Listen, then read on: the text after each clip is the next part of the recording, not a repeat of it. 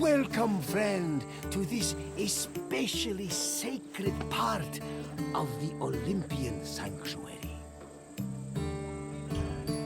My name is Varnavas, and I am a ship captain. Don't be fooled by my scarred eye. Though I've seen my share of combat, I mostly stick to trading these days. Well, trading and introducing visitors like you to wonderful sights like this. This place is practically vibrating with divine energy. I feel like if I look over my shoulder right now, Zeus will be staring back at me.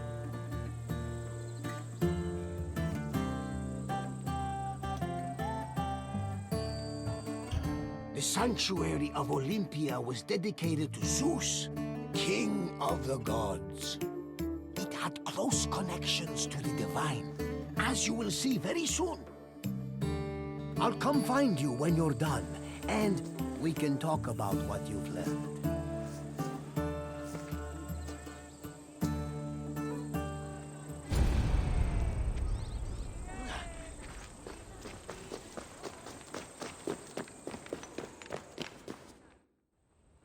This workshop was built for the renowned sculptor Phidias after his work on the Acropolis of Athens. In 435 BCE, Phidias came to Olympia to begin working on the great chryselephantine statue of Zeus. He died 5 years later, shortly after completing his masterpiece. This grand statue would become one of the 7 wonders of the ancient world. Phidias's workshop was located right next to the Temple of Zeus. Its structure has been well preserved, mostly owing to its conversion to a church in the 5th century CE. Archaeologists have also discovered lots of ancient materials in the surrounding area, such as casting molds and sculpting tools. The most famous artifact, however, is a cup bearing an inscription that aggressively states, "I belong to Phidias."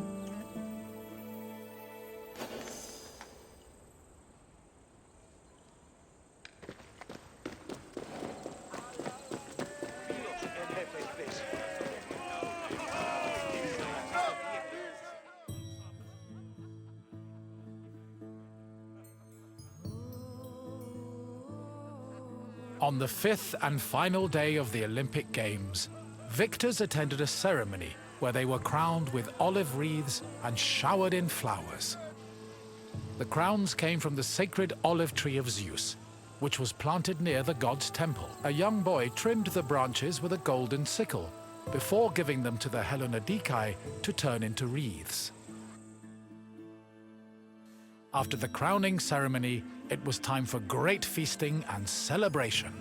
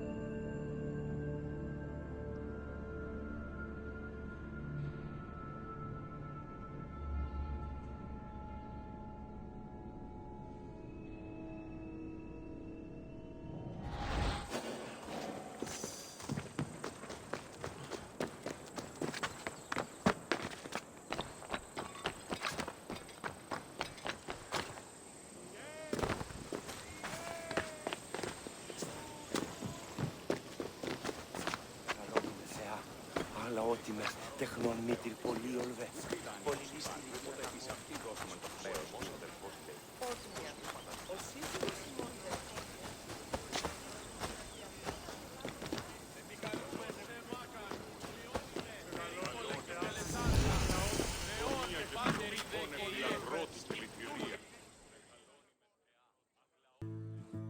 Pelops was both a legendary Greek hero and the mythical founder of the Olympic Games. According to legend, Pelops fell in love with the beautiful Hippodamia. Her father, Oenomaus, the king of Pisa, disapproved of their union. Having once heard a prophecy that he would be killed by his son-in-law, Oenomaus was known to challenge his daughter's suitors to chariot races, killing them when he won. Still, Pelops was determined to win Hippodamia's heart. Before the race, he enlisted the help of Poseidon, who gave him a golden chariot with 4 winged horses. Pelops was able to win both the race and the hand of his beloved, while Oenomaus was dragged to death by his horses. The start of this famous race was depicted on the eastern pediment of the Temple of Zeus.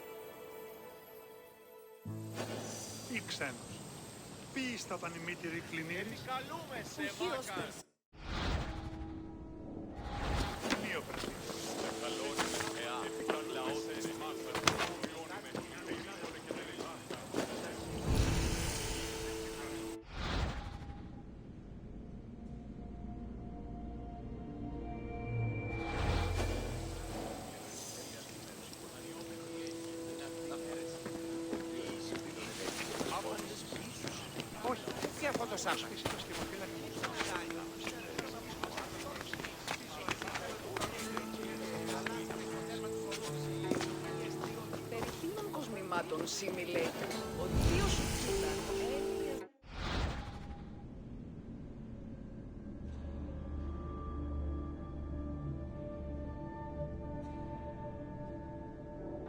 Σκηνικών εμπόρευμα, προπτής των σκηνικών.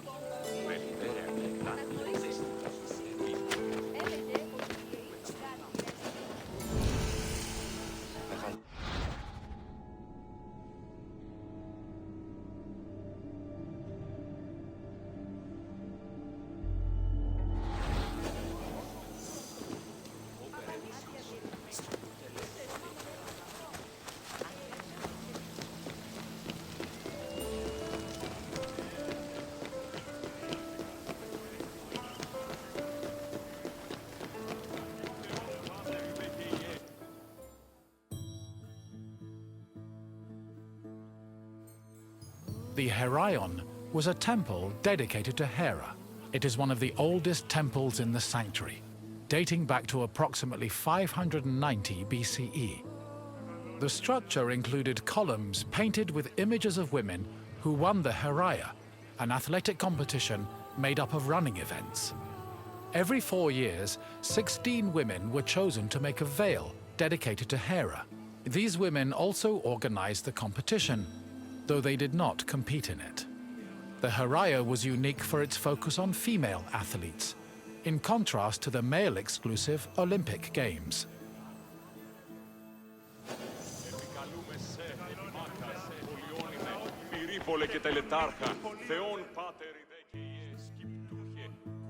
Hera was the goddess of women, marriage, family, and childbirth. She ruled Mount Olympus as Queen of the Gods, along with her husband and brother Zeus. Many mythological stories paint her as being annoyed at Zeus's many lovers and illegitimate offspring. In Greek art, Hera is usually depicted as matronly and regal, often wearing a crown or sitting on a throne. She is also sometimes seen holding a pomegranate, a symbol of both fertility and death. Hera's cult was very popular across Greece, and Olympia even minted her image on its coinage.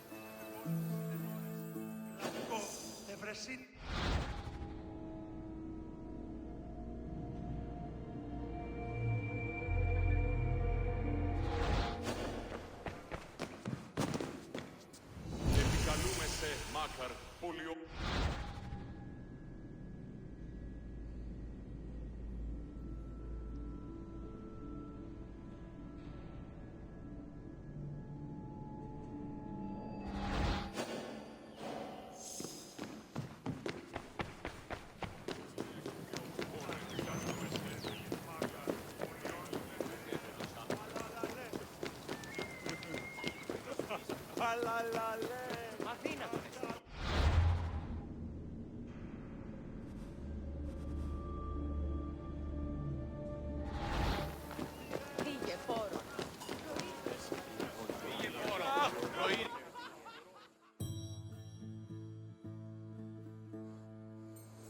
One of the highlights of the Olympic Games was a ceremony that took place on the third day of the festival. It began with a procession of athletes, ambassadors, Hellenodikai, and animals. The group made their way around the Altis until they arrived at the Temple of Zeus.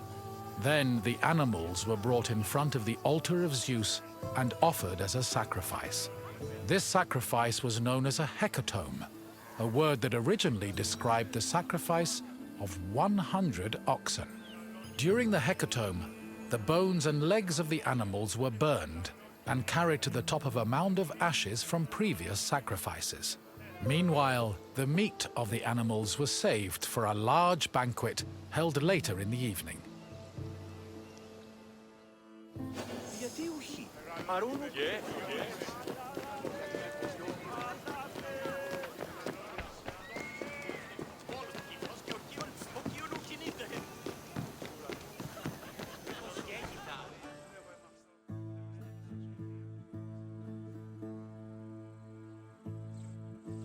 The Olympic Games were dedicated to Zeus, and all the ceremonies and events were hosted in his honor.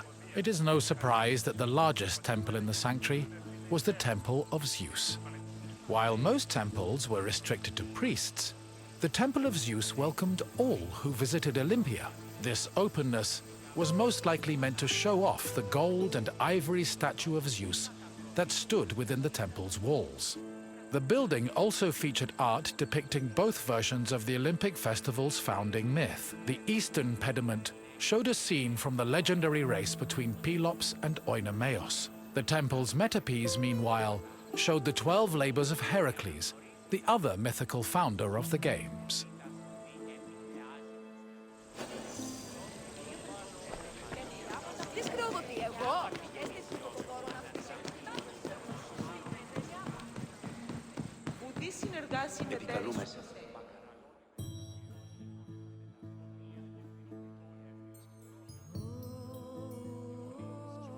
Zeus was the god of sky and thunder, and king of the Olympians.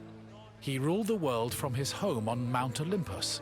The child of Cronus the Titan, Zeus overthrew his father and cast the Titans out in a great battle known as the Titanomachy.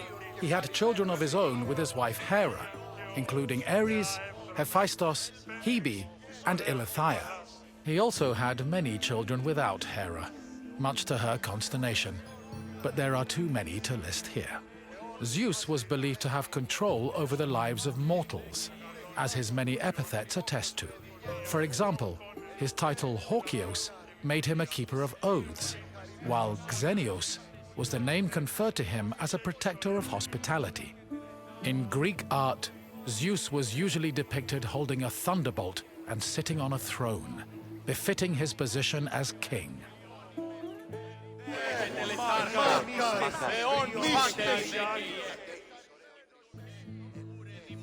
The Temple of Zeus was home to the chryselephantine statue of Zeus, one of the 7 wonders of the ancient world.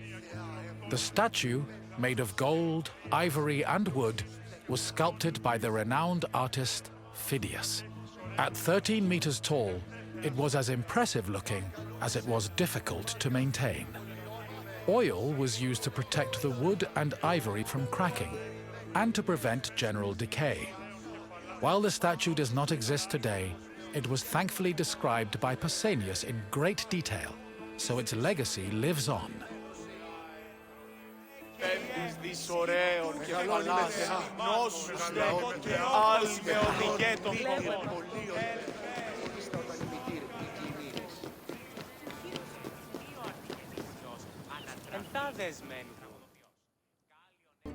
Hello again! I hope you enjoyed your visit and feel a little bit closer to the gods. Well, as close as a mortal can get. Is there anything else you'd like to do?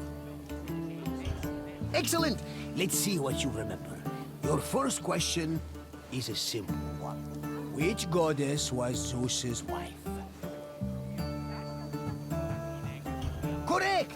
Not only was Ida Zeus's wife, she was his sister as well.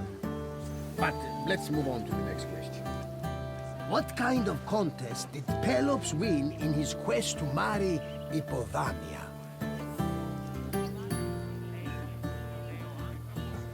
Yes, Pelops won a chariot race, thanks to Poseidon's help. And now, the final question. What was inscribed on the cup found near Phidias' workshop?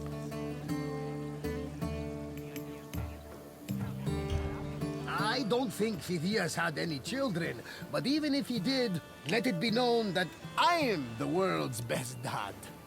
Try a different answer.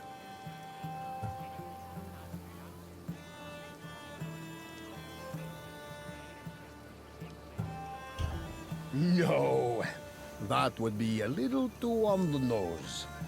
Try another answer. Phidias was a great sculptor, but I don't think he was arrogant enough to advertise the fact on the cup. Try again. Correct! Apparently, Phidias was very possessive of his things. Perhaps someone from the sanctuary kept stealing them. But I'm getting off track.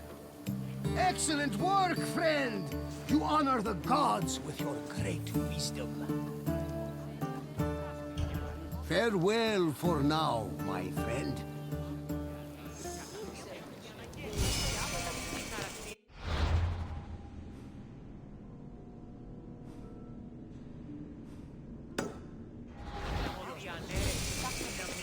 Εστιμιασμός μηδιόμενος να κλονίσει την ισορροπία του πνεύματος. Τας γυναίκας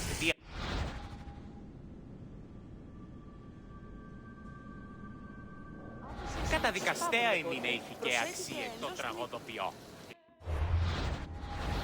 Οι χαρακτήρες εν τες τραγωδίες προέρουν ύψους της διαρκείας έννοιας. Τραγωδία εκλαμβάνει.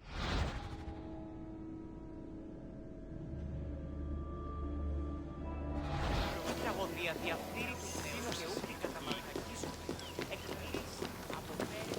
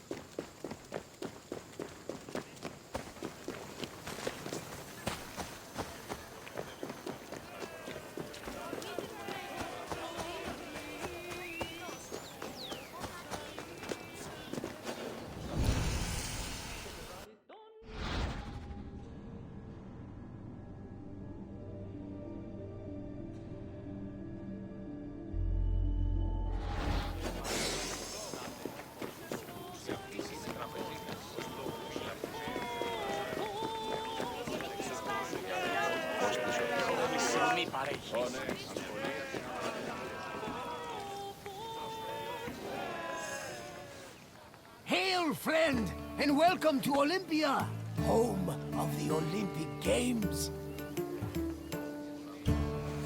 I've often dreamed of competing in the Games.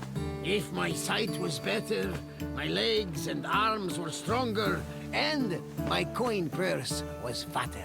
But that is not what the gods want, so I continue making the best of the path they've laid out for me. We're standing in the main section of Olympia, where the Olympic Games themselves took place. Over the course of the festival, athletes competed against each other for prestige and glory to honor themselves and their cities. Enjoy your visit, friend. I'll check in when you're done to make sure you've been paying attention.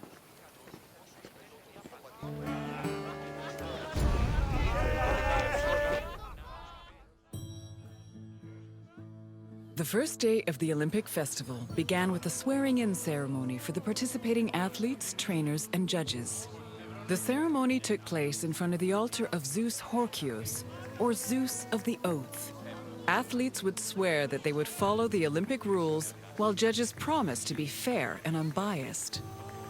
Then the competitions began, starting with a contest between heralds and trumpeters over who would have the privilege of announcing the game. The first day's athletic competitions consisted of wrestling, running, and boxing events for the youngest athletes, aged 12 to 18.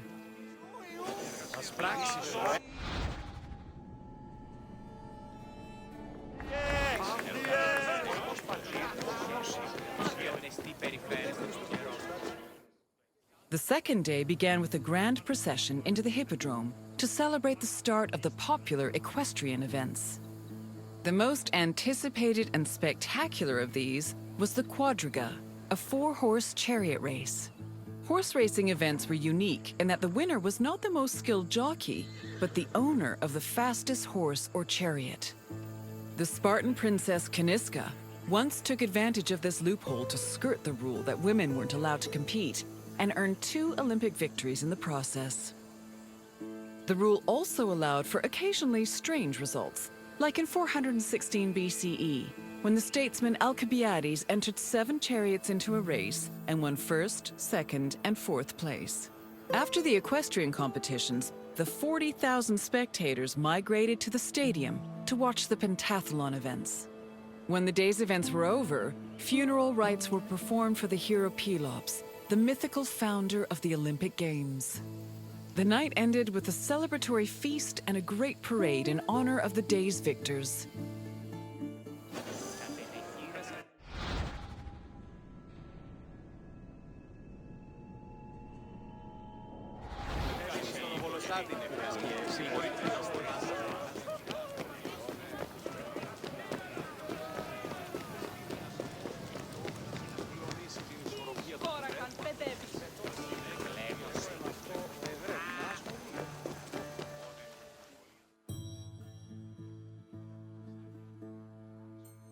Victory at the Olympic Games was one of the highest honors a mortal could achieve, and there were several ways to immortalize that honor.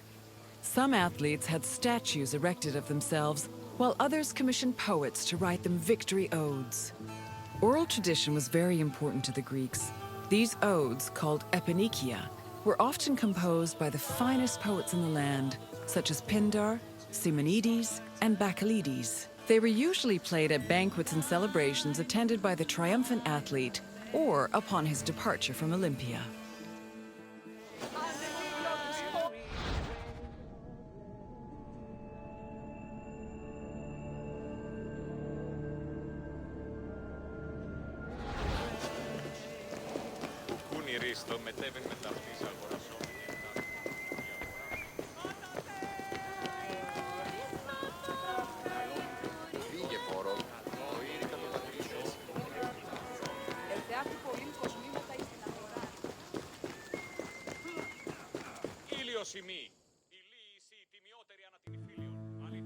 The pentathlon took place at the stadium on the second day. As its name implies, it was made up of 5 events. discus throwing, javelin throwing, jumping, racing, and wrestling. There are several differences between the ancient version of events and their contemporary counterparts. For example, ancient long jumpers held weights in their hands to give them momentum to launch, since there was no run-up before the jump. Similarly, if an athlete won the first 3 events, they were immediately declared the winner, instead of being judged by their overall performance in all 5 events. Running events work the same as they do today, with the notable exception of all the athletes being nude. As for wrestling, competitors were not divided by weight class as they are today, but instead by age. The winner was the first to throw his opponent to the ground 3 times.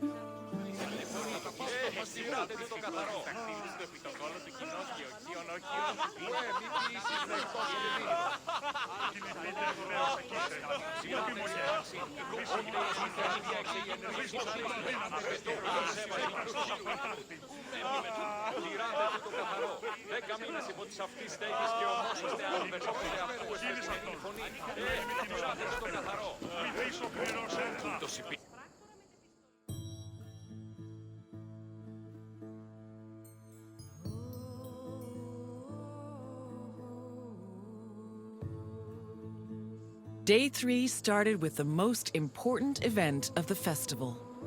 A procession of Hellenodikai, ambassadors, competitors, and animals made their way to the great altar in front of the Temple of Zeus. The animals were then offered as the official sacrifice of the festival. The afternoon of Day 3 was dedicated to foot racing events.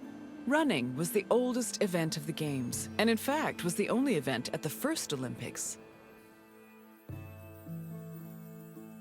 The main race was called the Stadion, which was a sprint of around 180 meters. The winner was granted the honor of lending his name to the 4-year period between the Games. This period was known as the Olympiad. The 4 years that followed the first Games in 776 BCE were known as the Olympiad of Coroebus of Elis, the first Olympic champion. Once all the competitions were over, a public banquet was held in the Prytaneon to celebrate the day's victors.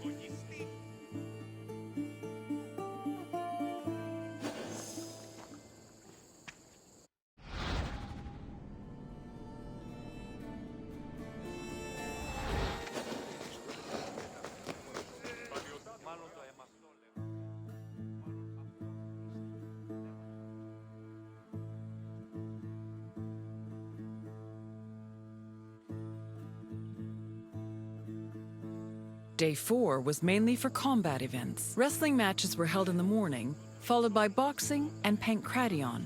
Pankration was a no-holds-barred mix between wrestling and boxing. Almost all moves were permitted, except for biting, poking the eyes or mouth, and striking the genitals. The event was very popular, and it was seen as the ultimate expression of strength and technique. Later on in the afternoon, there was a unique racing event called the Hoplitodromos, or Race in Armor. In this event, competitors wore a helmet and held a shield to simulate running in the battlefield.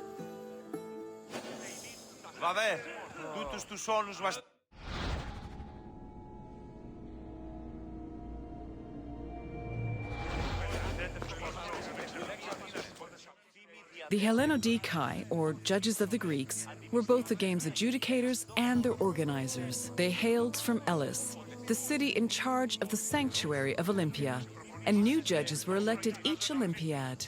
They had several responsibilities. Before the games started, they decided which athletes would be allowed to compete and supervise their training. They also drew lots to make the competition brackets. During the games themselves, they picked the winners and kept an eye out for foul play. For the latter, they were assisted by stick and whip-wielding umpires who stood near the athletes and punished them if they were caught cheating.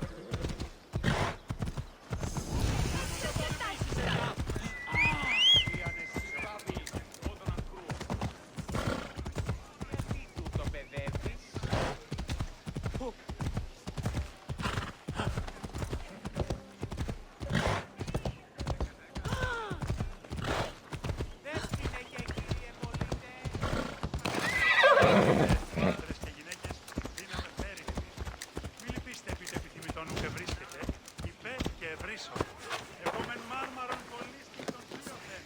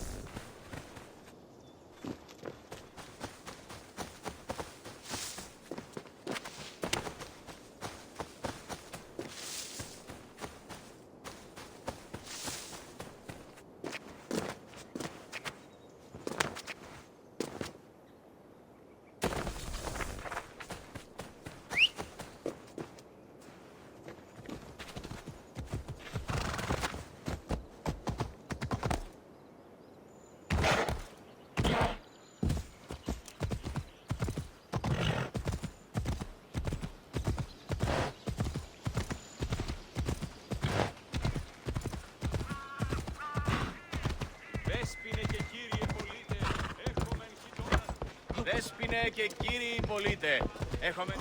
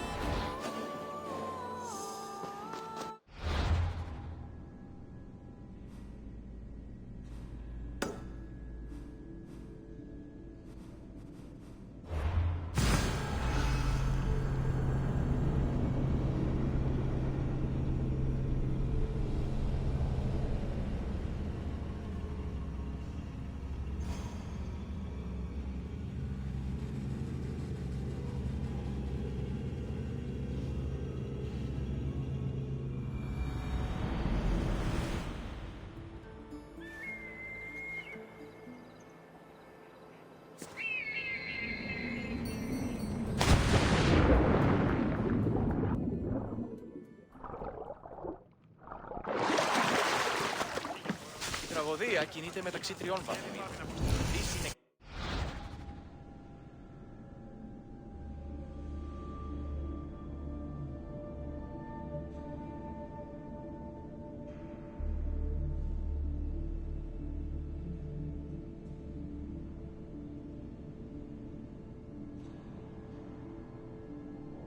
Μετά μη παριστάνε το άλγος αυτόν.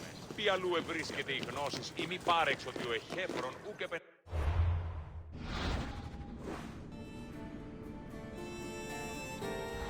Ο νους εστιός περκύπελον ο επίπης. Αχ, μυρίζει το εμπαρόδο. Θα το χρεώνεις κύριος. Κοίτα νιώσει μάλλον.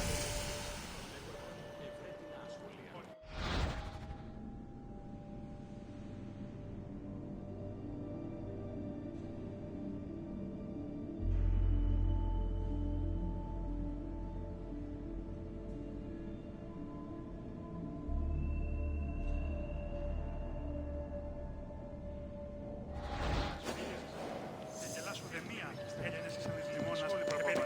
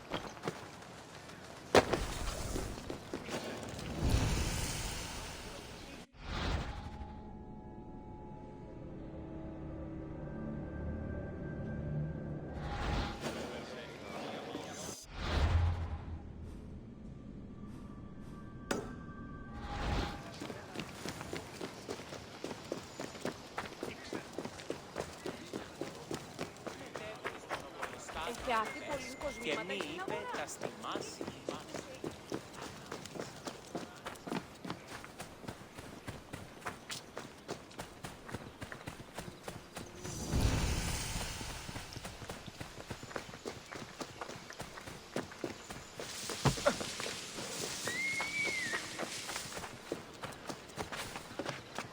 Ποτέ γεννήθησε και τελείωσε παραλαβή.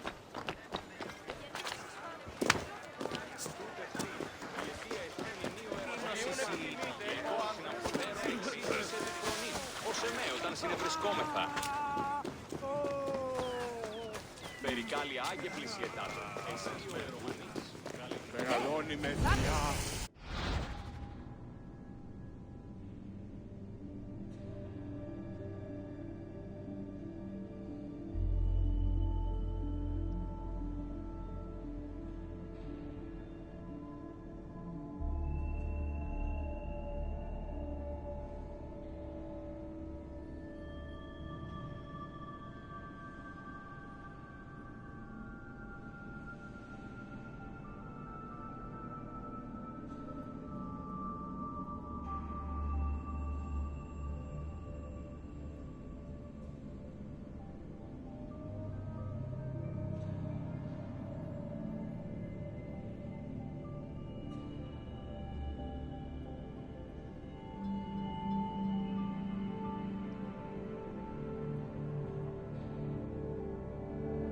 Άπασες οι μίξεις πάβονται πότε.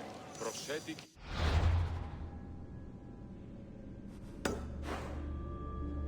Κληρονόμησα στις μητρός στην ουσίαν και λέει της μειός περξέντου. Εισπετώ το Θεό. Λέγω εμ' αυτό, ευρέ την άσχολια.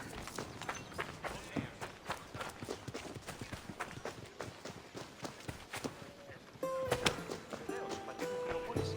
Και έμαθα λίγο σου του σχίζει χρόα τεδέφαλα. Φαίνεται τόμιον έτσι. Έχουμε κατά μονοπόλιο.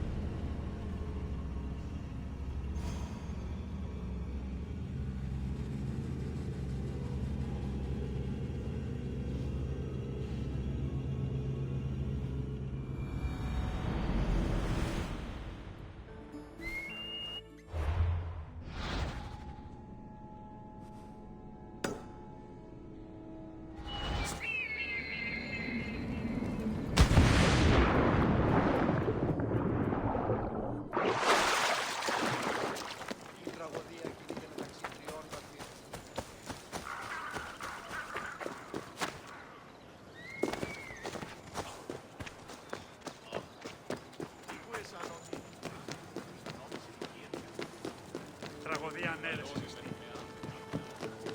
Εισπετώ το θείο. Λέγω εγώ. Λίγο εσάρωτη.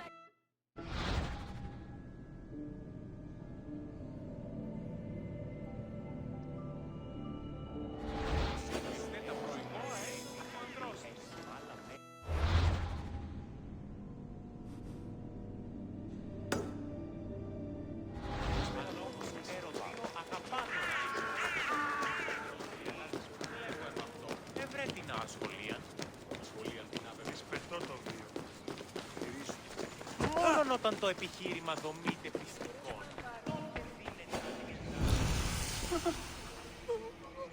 Έναν εξάδελφο, γε.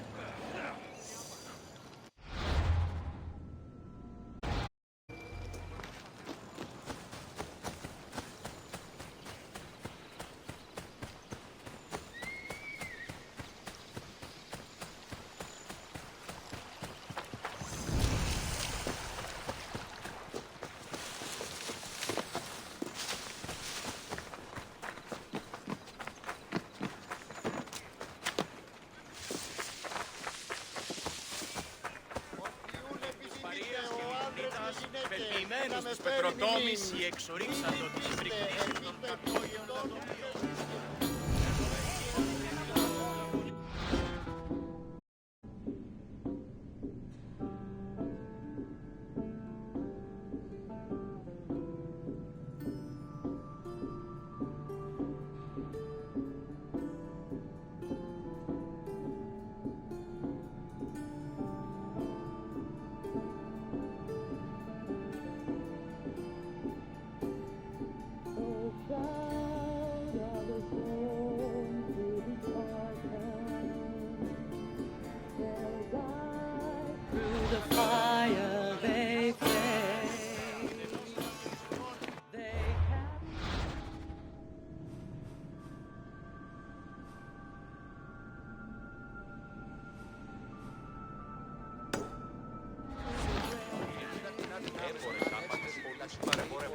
Και άπαντες υπησχύστε την υγεία ανάπτυξη.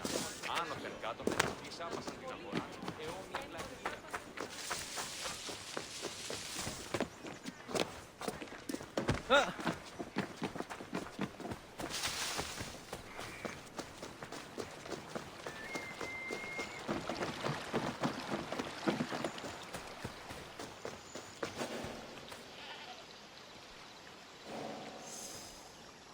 Welcome to Laconia, visitor. You're here to learn about Spartan society, yes? Then I won't stop you. Sparta is a glorious place, and you should feel honored to be here. Honored, and perhaps somewhat frightened.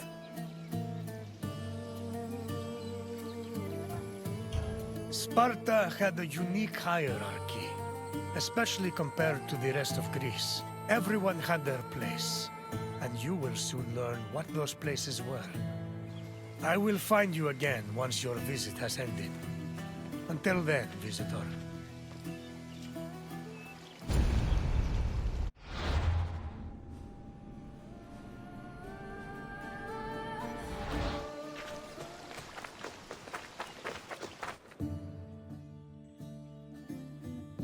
Spartan society was structured around austerity, self-sufficiency, and a hostility towards foreign elements. It was divided into three social classes: citizens, perioikoi, and helots. Citizens were called Spartans, or homoioi. They were free men and women with mostly equal rights and wealth, though their contributions to political life were extremely limited. The perioikoi lived in surrounding areas under Spartan control. They cultivated the land and were primarily merchants and craftsmen.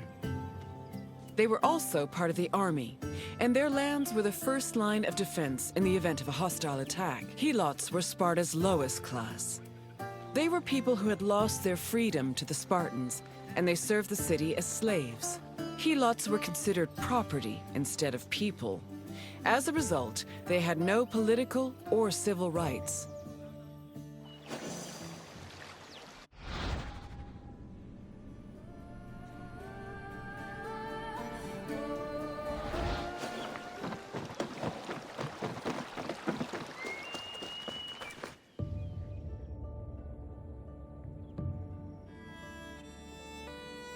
Helots made up the majority of Sparta's population. According to Polydeuces, they lingered between slavery and freedom. Two elements made helots differ from other slaves. They were allowed to form their own families, and they were publicly owned by the city of Sparta instead of private citizens. Because helots were deemed public property, they could not be sold as merchandise. They mostly worked to cultivate the land, but also fought in wars alongside the Spartans. While they gave the fruits of their labor to Sparta, they also kept a fair part of it for themselves. This practice allowed some helots to make enough money to buy their own freedom. Alternatively, if a helot served the state well enough in military campaigns, they could also be granted civil rights.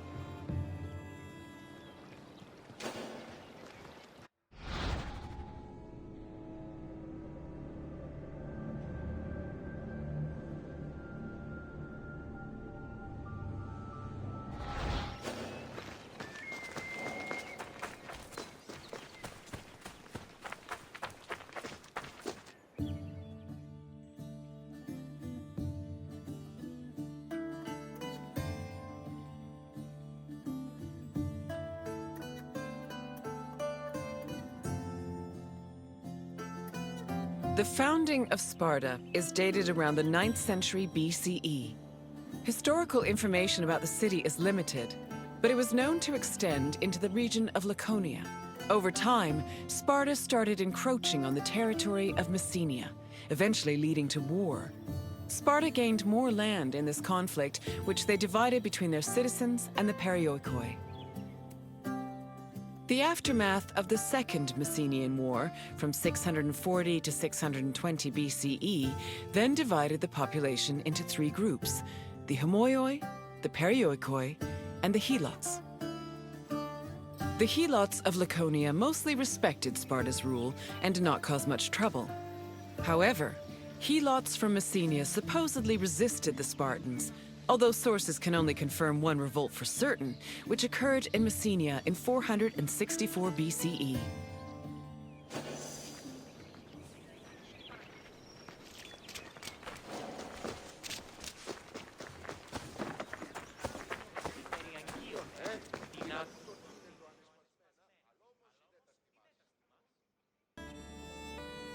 During the 5th century BCE, helots were quite active in the army, especially during the Peloponnesian War. They served as hoplites on land and as rowers during naval battles. In both cases, they gave Sparta an important numerical advantage. For every Spartan on the battlefield, there were at least 7 helots. Although many ancient sources say Spartans had a hostile relationship with helots, they were much more likely to treat them better in times of war. For example, when 300 helots and 120 elite Spartans were captured by Athens during the Battle of Sphacteria in 425 BCE, the Spartans promised the helots their freedom if they served them well. And similarly, around the same time, the Spartan general Brasidas fought a battle alongside 700 helots. Impressed by their courage and loyalty, Brasidas later freed them all and allowed them to join the perioikoi. Έμπορες άπαντες πολλούς παρεμπορεύματα. Perioikoi were another group of Sparta's population. They lived not in the city itself, but in its surrounding areas. The perioikoi were never hostile against the Spartans. In fact, both groups together were known by the collective name Lacedaemonians. Perioikic cities had their own autonomy and sanctuaries, but they were always bound to Sparta. They were allowed to develop their own local laws and economies, but could never reach a level of prosperity that rivaled their parent state.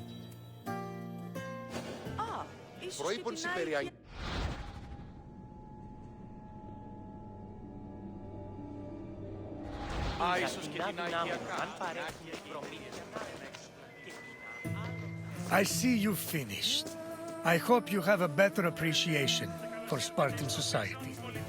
Nothing we do is without reason, and every man, woman, and child has a role to play. What would you like to do? Is that so? Then let us begin. During which battle were helots promised their freedom?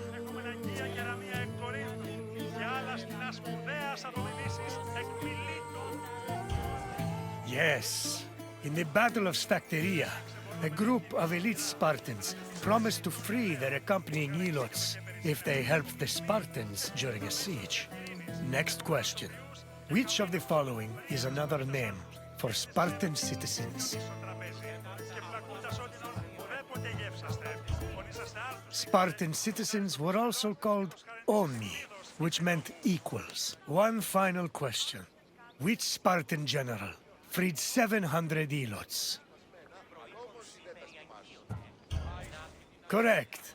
Brasidas freed 700 helots as a reward for their exemplary military service. You passed. I'm impressed. Then you may leave. Farewell, visitor.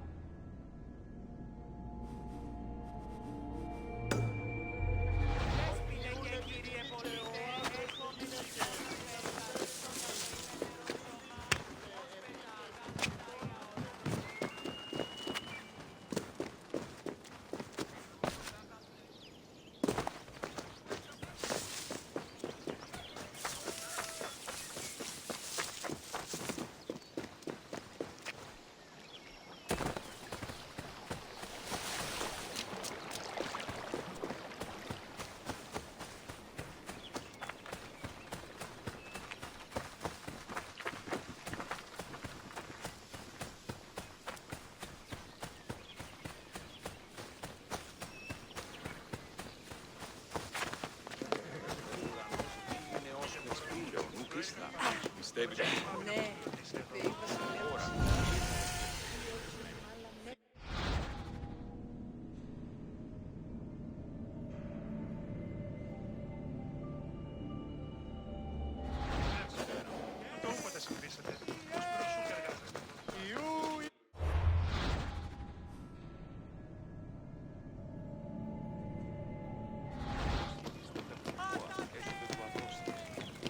Επιθυμούμε θύνε ρήτρα. Οι ουπές γεννήσετε, τέλος γάμου. Welcome, visitor, to where Spartan boys become Spartan men. I can't help but be reminded of the boy I used to be. I wonder what that boy would think if he saw me today. Would he be proud? Intimidated? Or would he pity the tired old man standing in front of him? But such thoughts are meaningless. Let us move on. The agogi was Sparta's strict education system. The strenuous regimen took in the young boys and then reshaped them until nothing was left but the strength, intelligence, and resolve of a perfect Spartan citizen. I will find you once your visit has ended, and we will talk further. Until then, visitor.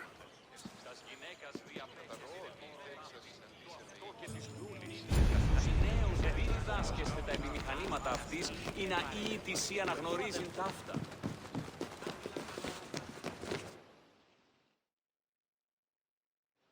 Sparta was a Greek city located in the Peloponnese. It differed from other cities of the time in that it had no walls.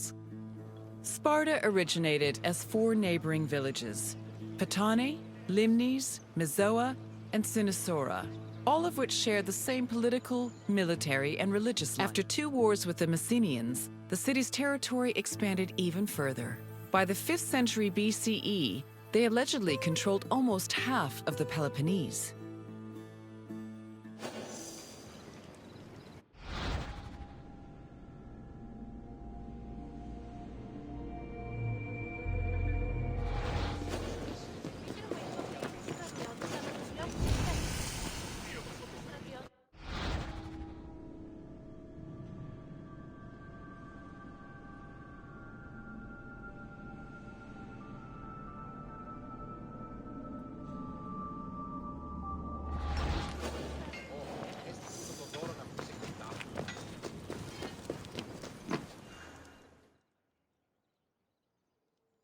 The agoge was the military training and education program undergone by Sparta's male youth. grooming men for war was one of the city's main priorities. Boys began their training at the young age of completed it when they were 30. It has been said that Spartan infants were inspected for weakness shortly after birth. If they were deemed too sickly, they were thrown into chasms. However, this information remains unproven. The healthy boys were considered suitable for training. When they came of age, they were removed from their families and were placed into service of the state. Their education included subjects like reading, writing, and even music, but was mostly focused on tough military exercises meant to turn the boys into efficient soldiers. The agoge was divided into 3 cycles. One for boys aged 7 to 12, one for adolescents aged 12 to 20, and one for men aged 20 to 30. Each cycle included different exercises for refining the body and mind.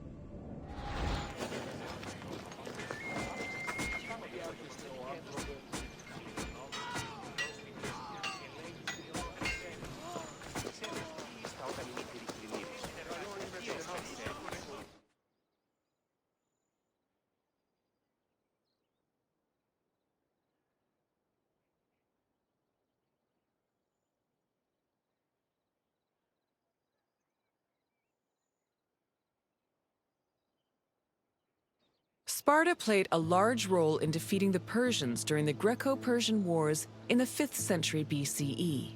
They held their king Leonidas's glorious death at the Battle of Thermopylae in particularly high esteem. Because Leonidas was killed in battle, Sparta believed he died a good death and showed incredible bravery, qualities to be held as a model for all Spartans. This idealized bravery was embedded in the city's collective memory and was the main quality people strove for in the agoge.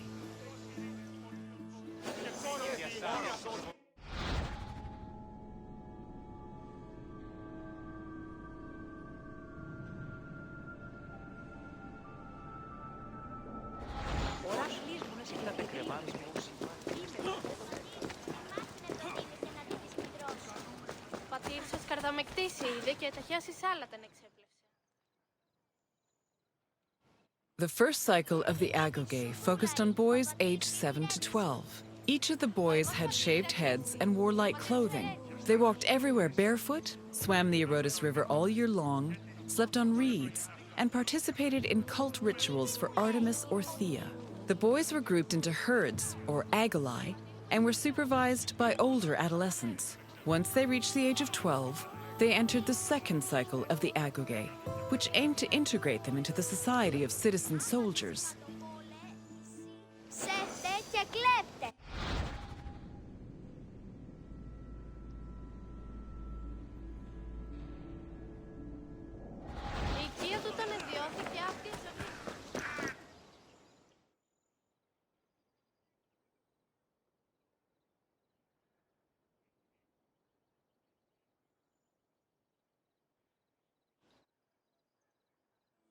The agoge's second cycle included boys aged 12 to 20.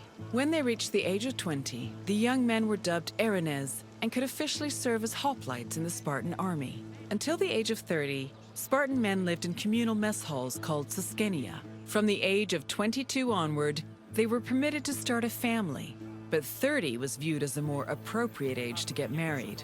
Spartan men served in the military until they turned 60, when they were designated as elders, or gerontes. However, many were known to continue serving anyway, such as King Archimedes III, who fought in the army until he was killed in battle at the age of 62.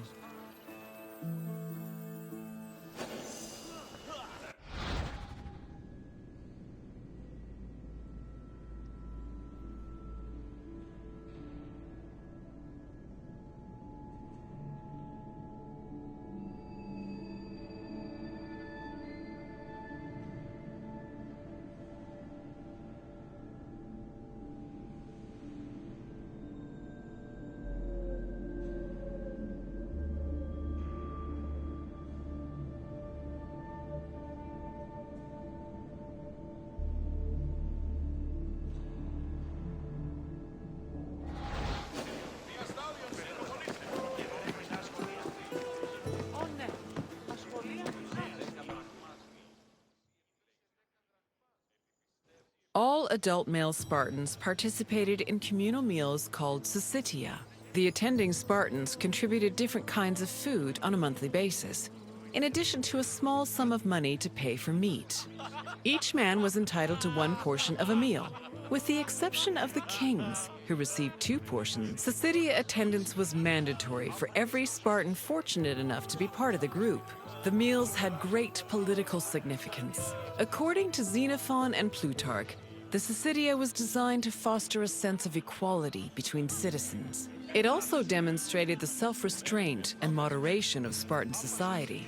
But in reality, the syssitia only increased the differentiation between the rich and the poor. Those who could not afford to contribute to the communal food not only missed their meals, but also lost their right of citizenship.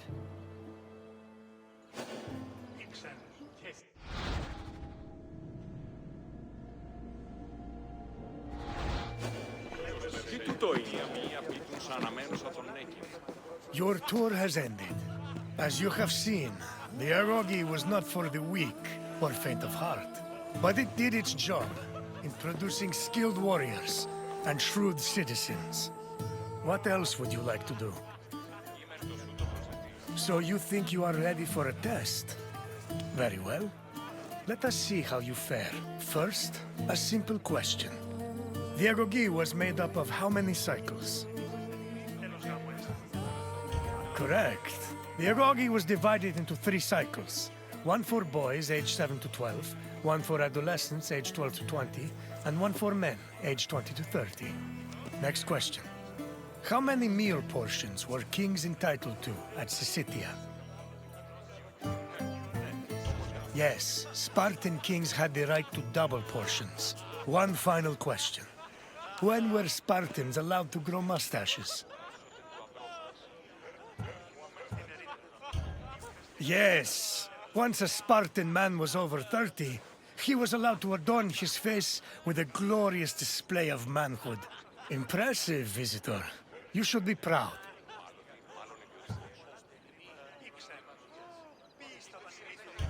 Safe travels, visitor.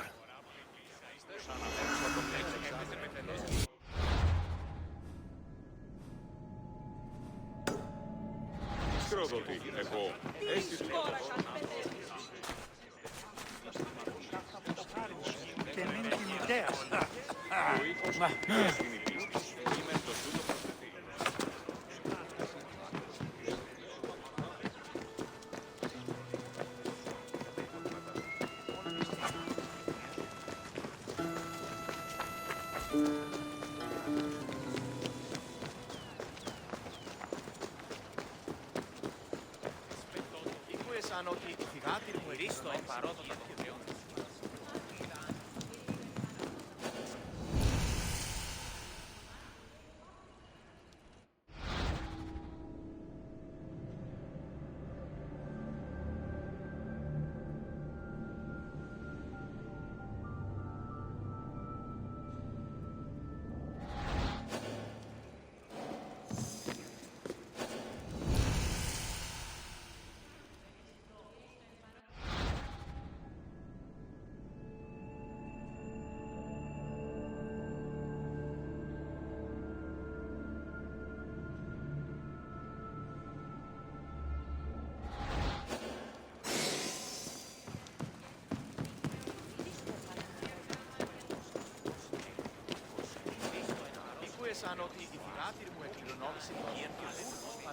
Greetings, visitor.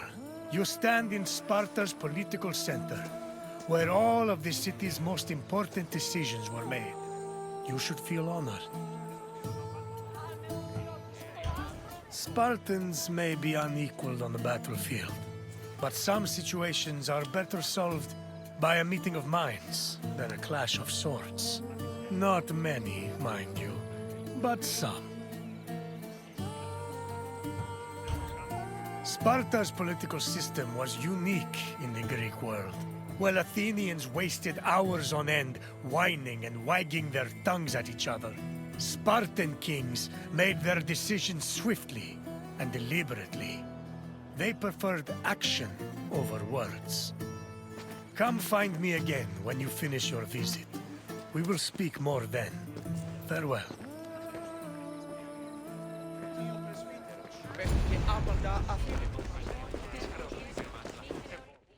Sparta's political system differed from most of Greece's. One of its most distinctive features was that it was ruled by two kings. These kings belonged to two separate dynasties, the Eurypontids and the Aegeads, both of which were said to be descended from Heracles. Both kings shared equal powers, and disputes between them required the intervention of special magistrates known as ephors. However, if one of the kings were more charismatic or experienced, they could influence the weaker king's choices.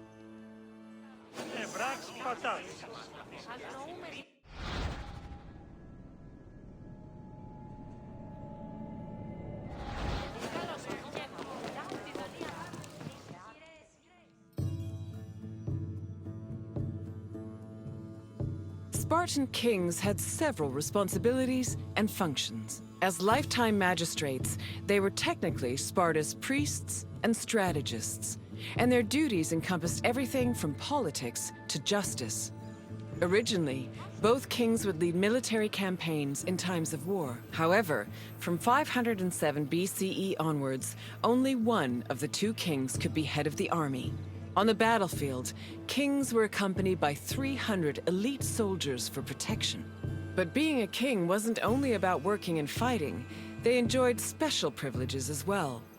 Spartan kings lived at the expense of the city, owned royal estates in the surrounding Perioikic cities, and received the majority of the spoils of war. When they passed away, they were buried with special honors, and the population mourned them for a period of 10 days.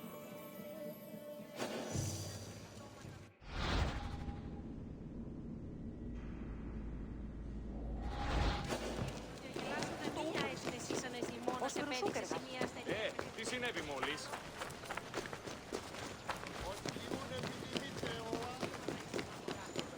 Έχουμε πόδας βαμβακεράς εξεγεί.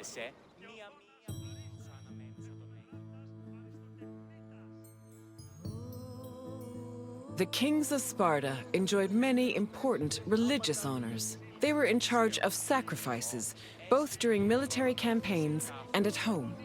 The kings received double portions of the meat at all communal meals, and they were also the first to pour libations. They also personally conducted public sacrifices as priests, which helped remind their subjects of their divine connection to Heracles and Zeus.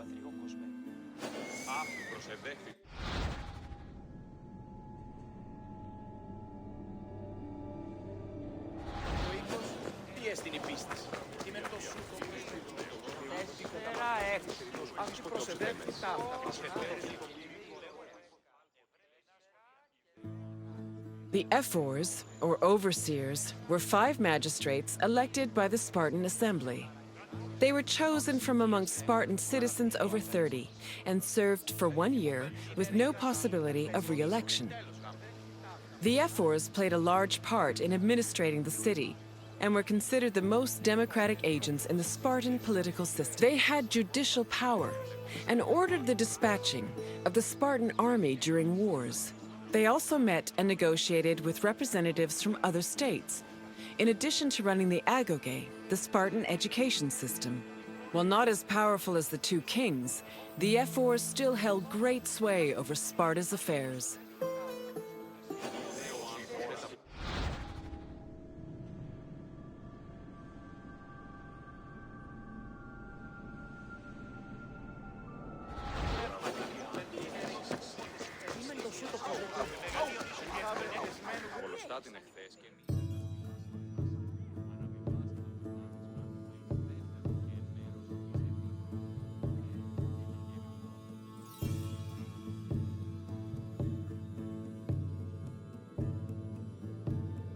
The Gerousia was the Spartan Council of Elders.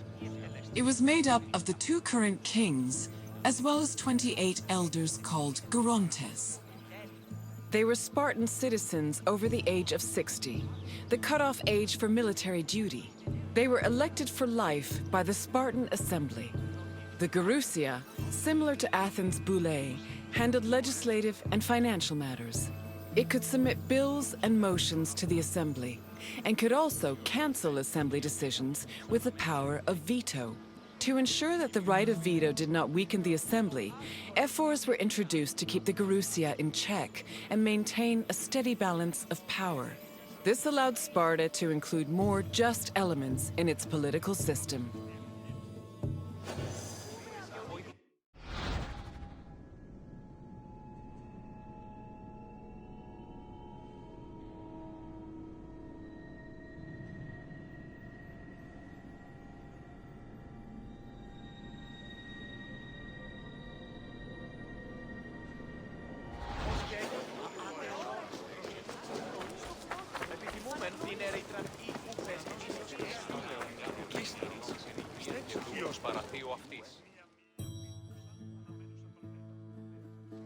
The Spartan Assembly, or the Apella, was made up of Spartan citizens who were over 30 years old.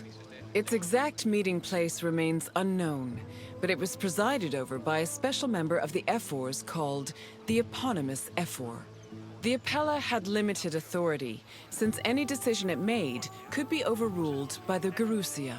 But thanks to the efforts of the ephors, it still played an important role in Spartan society. The Apella dealt with topics like foreign affairs, war declarations, peace negotiations, and more.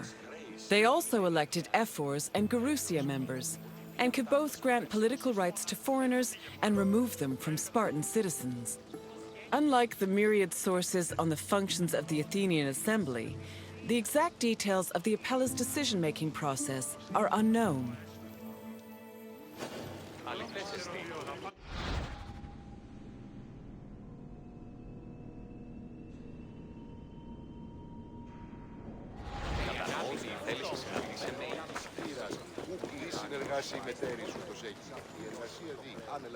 I see you finished. I hope you feel more knowledgeable about the inner workings of Spartan politics. Our way of ruling was not conventional, to say the least. But it served our purposes well. What would you like to do? Are you? We shall see. Let's begin. What was the name of the Spartan Assembly? The Gerousia was the Council of Elders. Try again. Correct. The Spartan Assembly was known as the Apella. Question 2. How many members did the Gerousia have?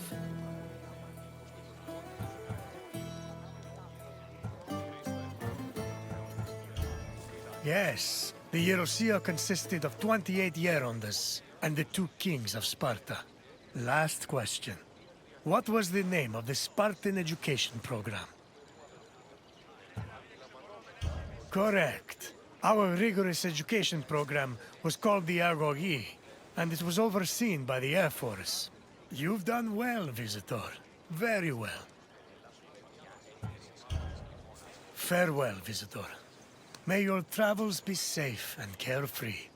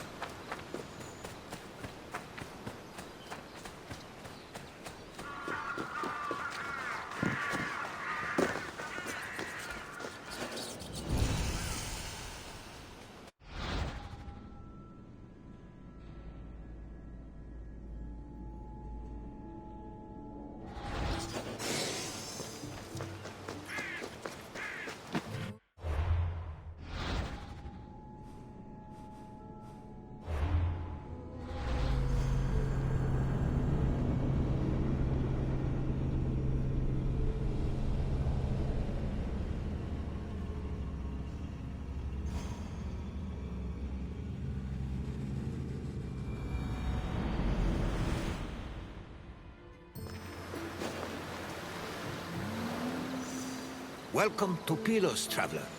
This area, along with the nearby island of Sphacteria, were important battlegrounds during the Peloponnesian War. I always find it a shame that such lovely-looking places were exposed to so much violence. It's difficult to take pleasure in relaxing on the sand, knowing how stained it is with blood. The Peloponnesian War was a great conflict between rivals Sparta and Athens. It lasted many years and cost a great number of lives on both sides. The battles of Pylos and Sphacteria occurred almost one after the other, and culminated with one of the most surprising outcomes in the entire war. But I will not spoil it for you. You'll have to experience it on your own. I'll wait for you at the end of the tour.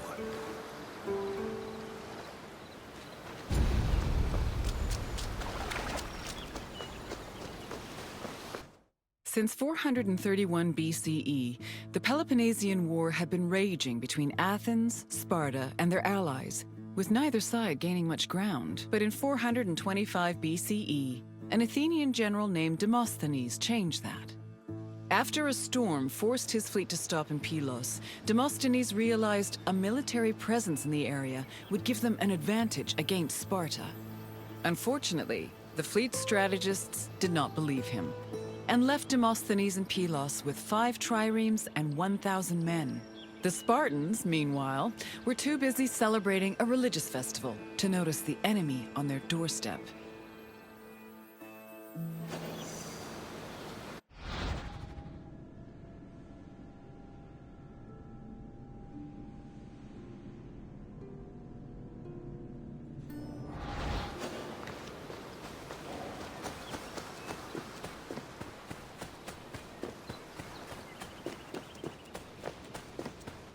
Once Sparta discovered the Athenian presence on Pylos, the Spartan king Agis mustered his troops and fleet. Sparta then descended on Demosthenes' outpost, attacking from both the sea and the mainland. The Athenian general had to mount a hasty defense. He pulled his boats back to the foot of the ramparts and fixed them in place with stakes, providing extra cover. Then, going against all the established rules of battle, he descended with his hoplites to fight on the rocky shore, where he believed the Spartans would disembark. His gamble paid off, and the Spartans did indeed attempt to land at this location, though Demosthenes' forces made them hesitate. One of the Spartan leaders, Brasidas, decided to make the first move by ramming the rocks with his boat, exclaiming, "It's only a few planks." He paid for his actions when his shield slipped into the sea after descending from his boat, leaving him open to many blows. The battle raged on into the night and continued to the next day, remaining locked in a stalemate. However, on the evening of the second day, Athenian reinforcements arrived.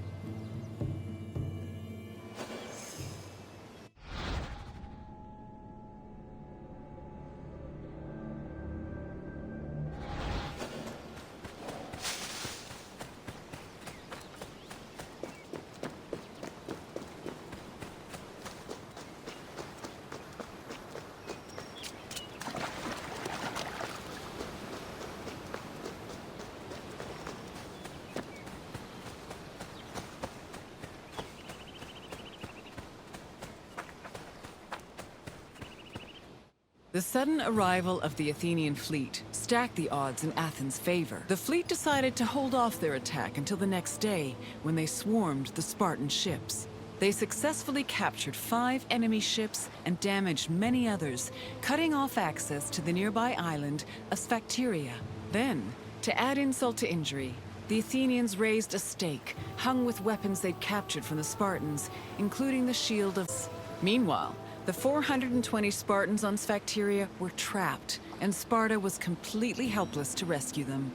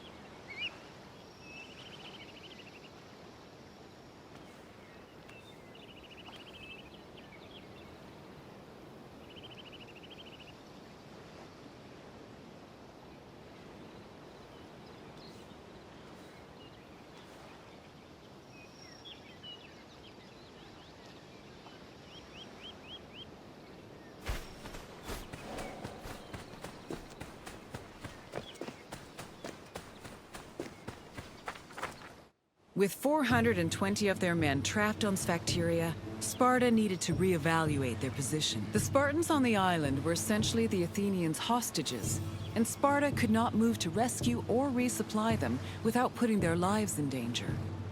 In an effort to save the trapped soldiers, the Spartan leadership negotiated an immediate truce with the Athenian strategists. Sparta agreed to hold back its fleet and halt their attacks on Pylos, and in return, the Athenians permitted them to send supplies to their men. In the meantime, Sparta sent ambassadors to Athens to try and negotiate a better deal. The hasty truce greatly humiliated Sparta, as they were forced to recognize just how helpless their infantry was in the face of an Athenian fleet.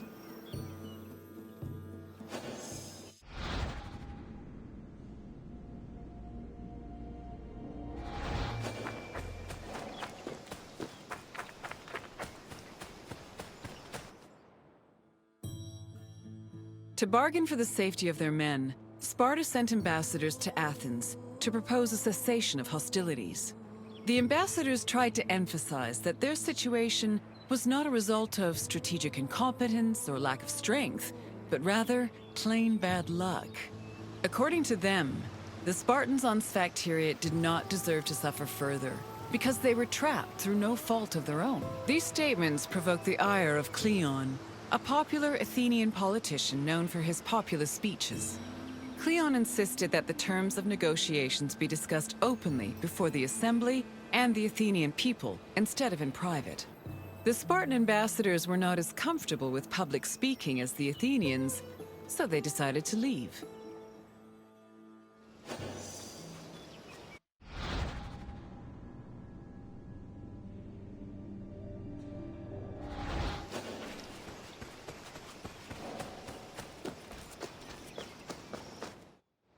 Following the failed attempts of the Spartan ambassadors, hostilities resumed. Back in Athens, Cleon took matters into his own hands.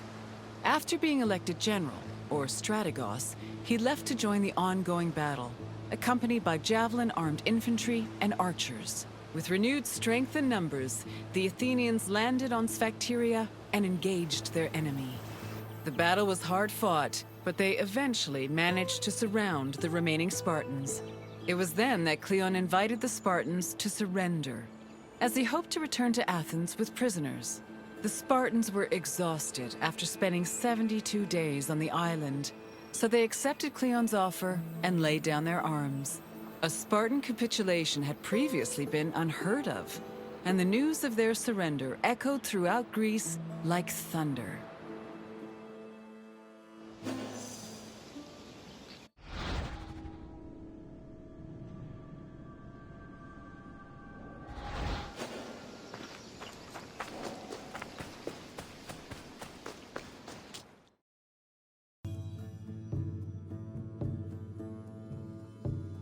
The Spartans' capitulation completely changed the course of the Peloponnesian War. Athens used their new prisoners of war as leverage and threatened to execute them if Sparta ever returned to pillage their lands. This gave the Athenians the freedom to conduct their own raids, which were aided further by their eventual seizing of the island of Kythera. Sparta tried to negotiate for peace, but were unsuccessful. Cleon, meanwhile, was emboldened by his victory and continued to gain popularity with the Athenian people. Popularity that translated to power.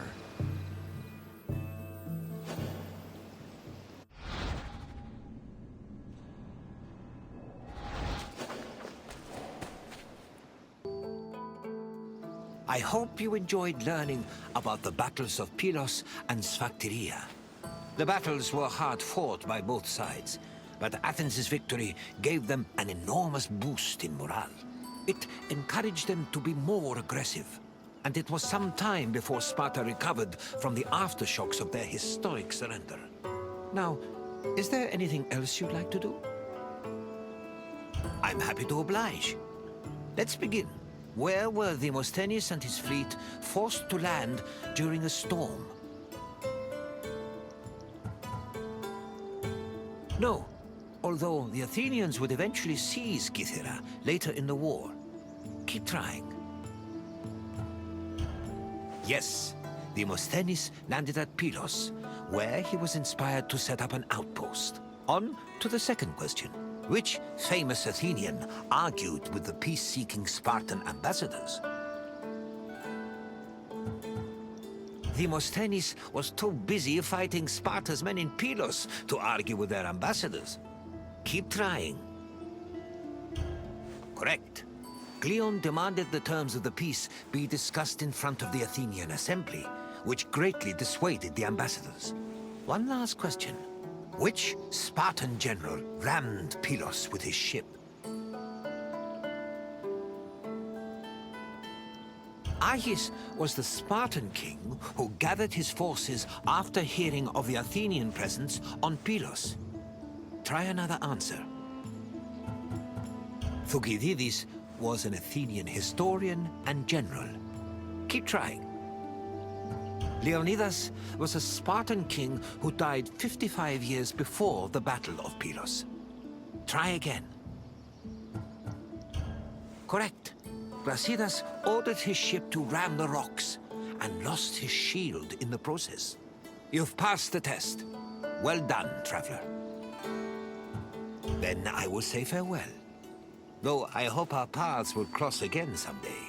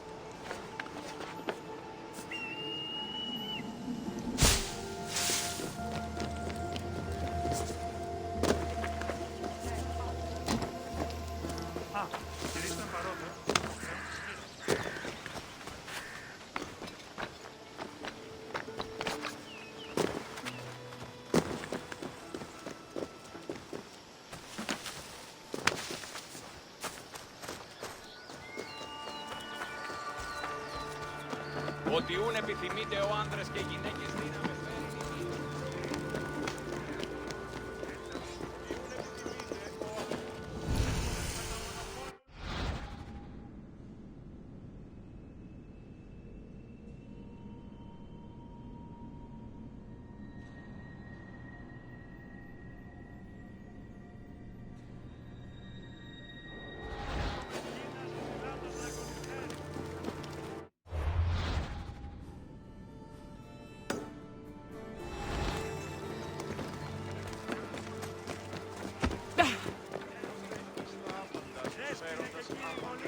Λέξος είναι μία επιθυμία και ως άνθρωπος.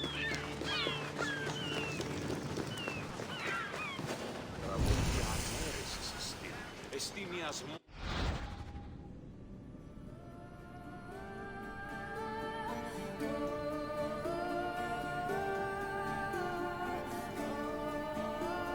Καταδικαστέη είναι η ηθική αξία.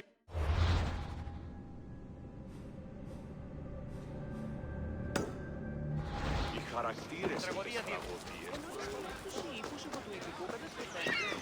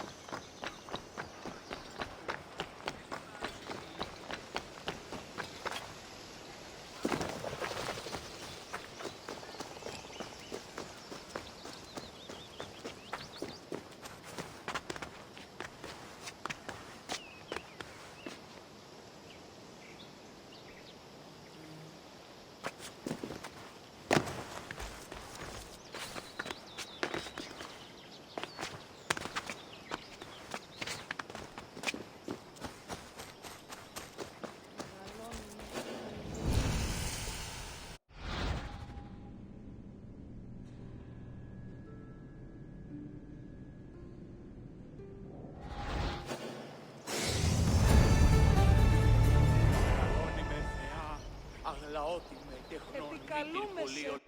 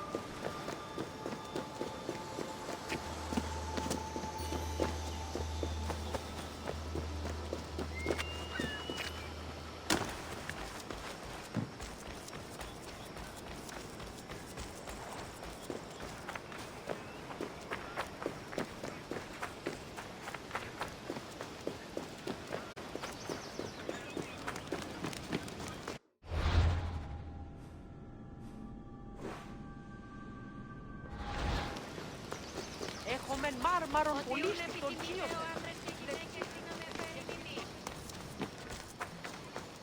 Ποτέ γεννήθηκε.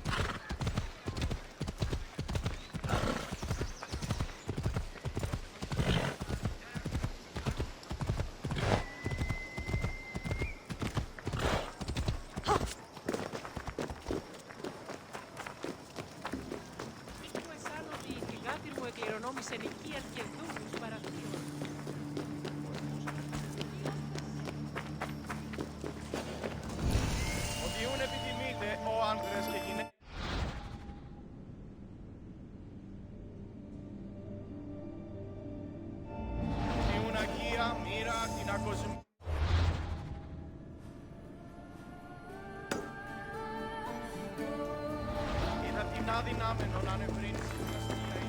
Μείνεις πετώ το βίο. Λέγω εμαθός και βλέπω.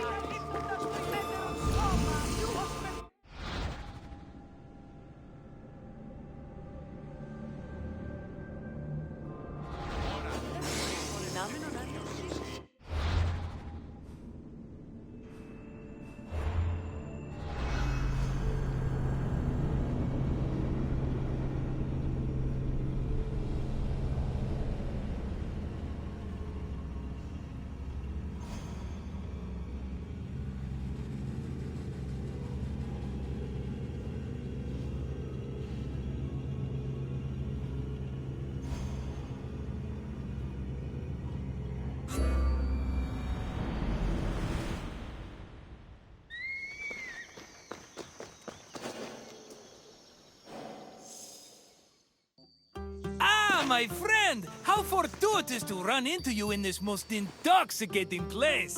I'd offer you a drink, but for some reason the workers won't let me borrow any of their wine. Cheapskates. You know, I once started my own wine business on Kos. It hit a bit of a snag when my investors, three brothers calling themselves the Cerberus, suddenly lost faith in me. But after they had a tragic run-in with a bloodthirsty Misthios, I was able to land on my feet. From then on, the streets of Kos overflowed with wine, and my purse overflowed with drachmi.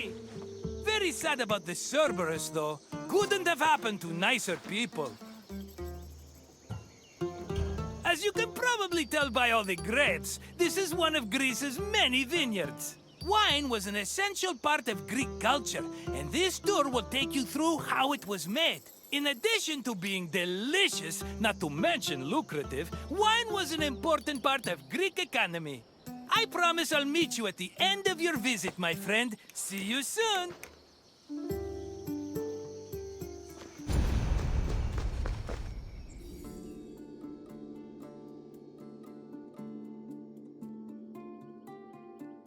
Winemaking dates back to the 4th or 3rd millennium BCE. It became widespread in Greece during the Bronze Age, and within centuries the Greeks had refined it further. The first step in the process was always harvesting, where grapes grown on rows of vines were collected by vineyard workers. According to Homer, harvesting was often accompanied by music to give it a more festive atmosphere. Ancient Greek wine mainly came in 3 different varieties: Osteros, Glucathion, and Autokratos. It could be flavored with spices, herbs, resin, and even perfume. It was also much stronger than modern wine, with an alcohol percentage of approximately 16%. Because of this, the drink was mixed with water to make it more palatable.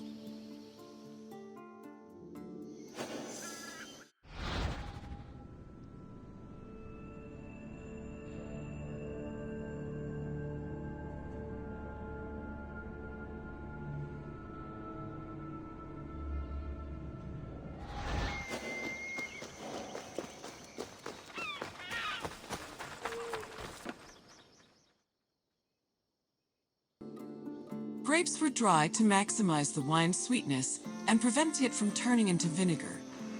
In most vineyards, the drying process involved laying the grapes out on the ground under the heat of the sun, then covering them at night to protect them from accumulating dew. According to Hesiod's poem, Works and Days, the ideal time to dry grapes was 10 days and 10 nights. When they were finally completely dried, the grapes were collected in jars, just as they are today.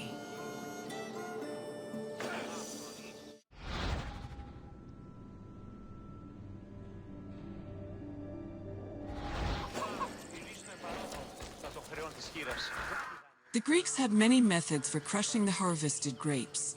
The most common technique was to use a lenos, a large treading vat where workers stomped on grapes with their feet.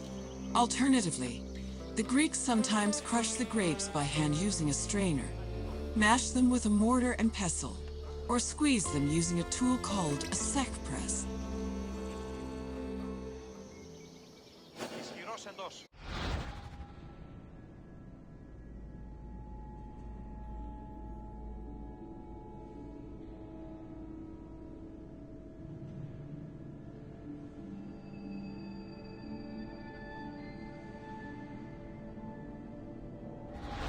Αντιλαμβανόμεθα ότι άλλε 12... After the grapes were pressed, the resulting juice was poured into large containers called pythoi, where it fermented. Once fully fermented, the wine was filtered through an ethmos or sac, which separated it from the residual yeast called lees. The wine was then placed in a special storage room. The room was half buried to keep it dry and maintain a consistent temperature of 15 degrees Celsius. These measures ensured the wine wouldn't lose any of its quality before being shipped to market.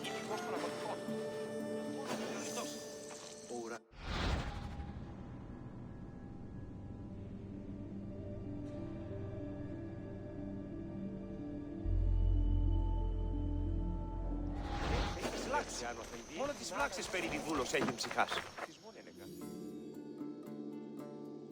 When the wine was ready to ship, it was poured into storage containers called amphoras. These were smaller than pythoi, which made them easier to ship and display in crowded marketplaces. However, that doesn't mean transporting wine was always a safe endeavor. Sometimes ships carrying amphoras as cargo would be wrecked before making it to their destination, losing hundreds of bottles of wine to the sea. Ισχυρός εντός.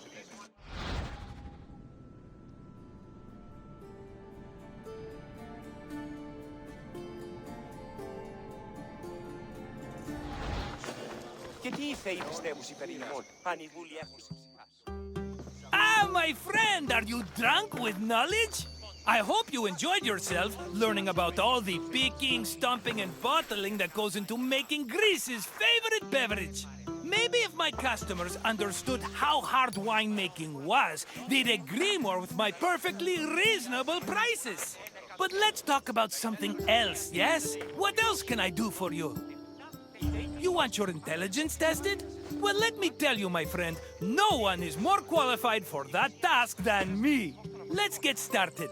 What container was used to ship wine to the market? No, pithi were the big containers with the juice fermented into wine. But I'm fond of second, third, even fourth chances, so try another answer. Yes, wine was stored in amphoras during its long journey to market. Here's another question. Which of the following wasn't a type of wine variety?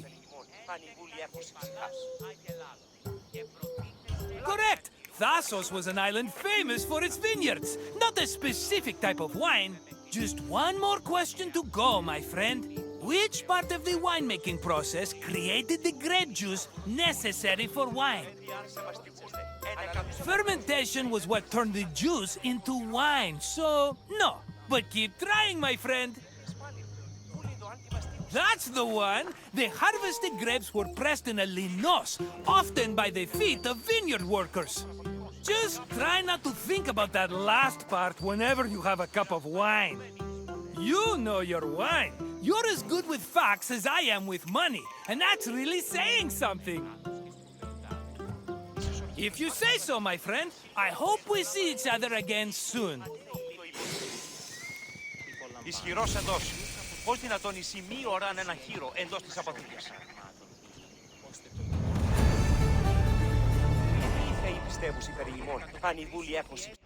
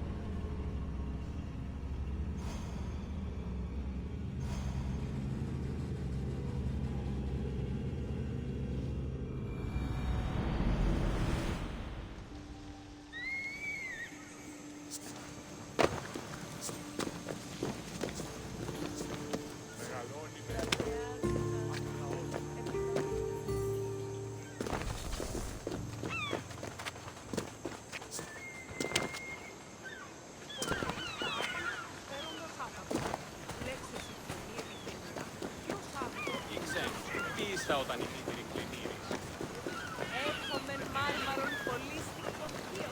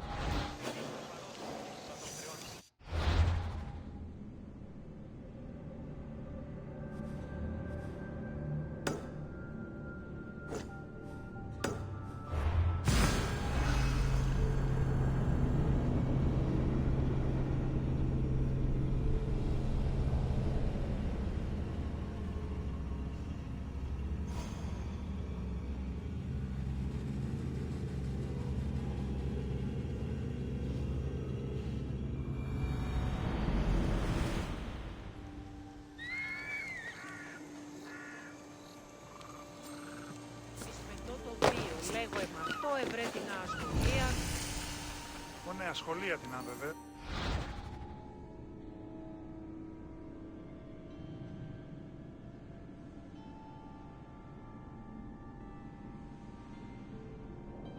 Ίστα έχω ευποδία και είμαι καλήφωνος. Ο πατήρ μου έλεγε δίν με βή...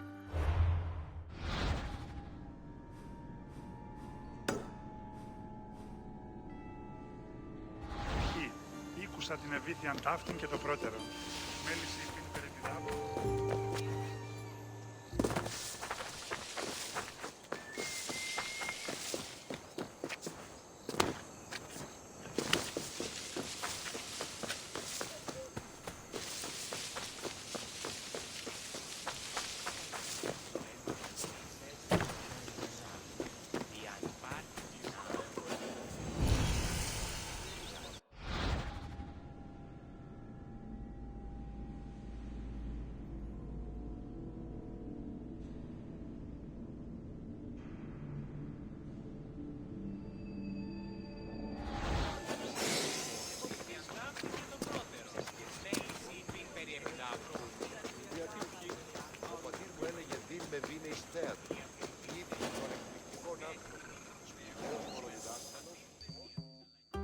Ah, my friend, I see you followed your nose to this lovely perfumery. Perfume? Yes, let's go with perfactory. A word of advice from a former perfume peddler. Never start your sales pitch with, "You smell like you could use some perfume." It has a surprisingly low success rate. This sensuous little island is where perfume was produced. Your nostrils are in for a treat. Unless you're allergic, in which case I could sell you a wonderful remedy for a very reasonable price. No? Okay then. I'll check in on you at the end of your visit. See you soon, my friend.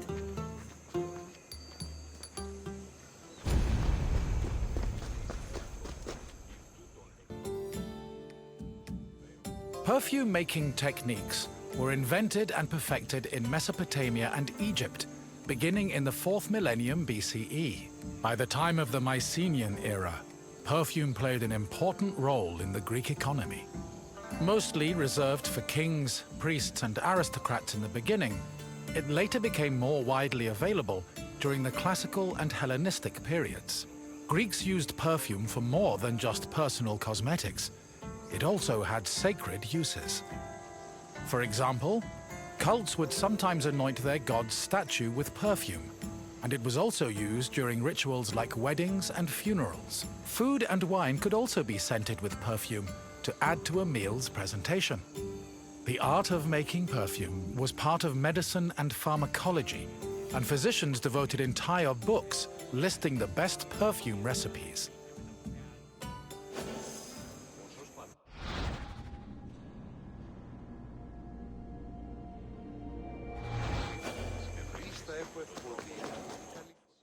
Perfume is made up of two main components: a greasy substance, called an excipient, like vegetable oil or animal fat, and an odorous substance, such as flowers and plants. For ancient Greeks, the most common excipient was olive oil. According to Theophrastus, however, the most valuable oils were those extracted from nuts in the Syrian and Egyptian deserts. The odorous ingredient could be taken from a variety of sources. These include flowers like roses or lilies, herbs like oregano, spices like saffron, resins like amber, and leaves from plants. Some fragrances were also imported from outside of Greece, like Indian cinnamon and Syrian frankincense. These exotic scents were considered exceptionally precious.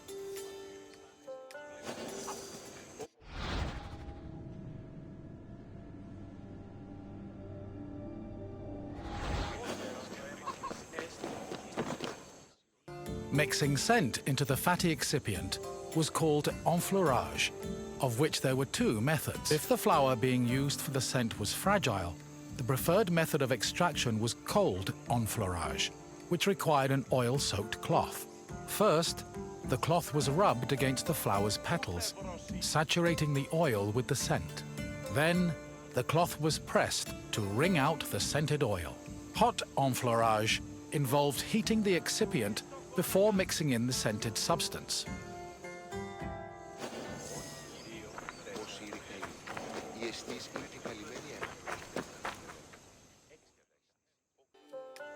The hot enfleurage process consisted of heating and distillation. After the scented ingredients were dipped into heated oil, the mixture was then filtered before being pressed and decanted. Once the mixture was complete, spices, coloring agents and fixatives were added, along with preservatives to prevent the perfume from spoiling. Finally, the liquid was hermetically sealed in bottles, ready to be shipped to market.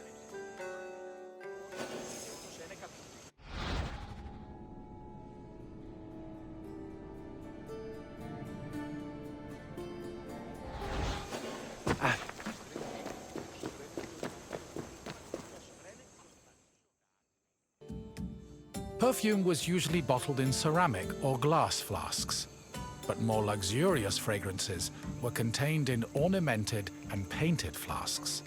Lekythoi and alabastra were elegant bottles designed for women, while arabaloi were used by athletes. It was common for the bottle's craftsmen to brand them to prevent frauds and knockoffs. Perfume shops were usually located in city centers, befitting of their importance. In addition to selling perfume, they were also sometimes used as meeting places. For example, the perfume shops near Athens' Agora were frequented every morning by the city's youth.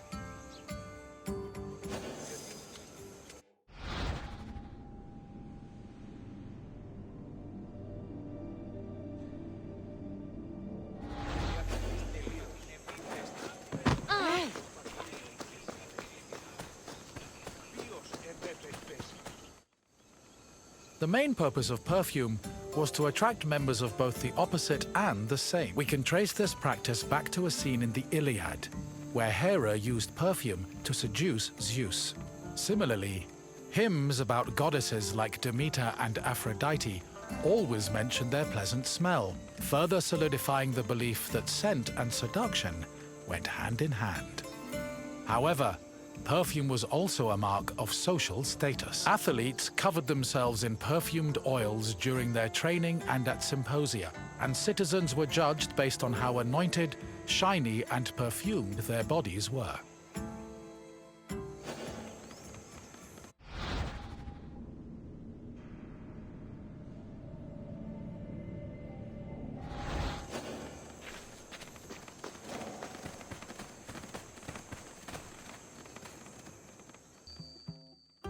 Hello again, my friend. I hope you see now how important perfume was, not only for aesthetic purposes, but for Greek social hierarchy.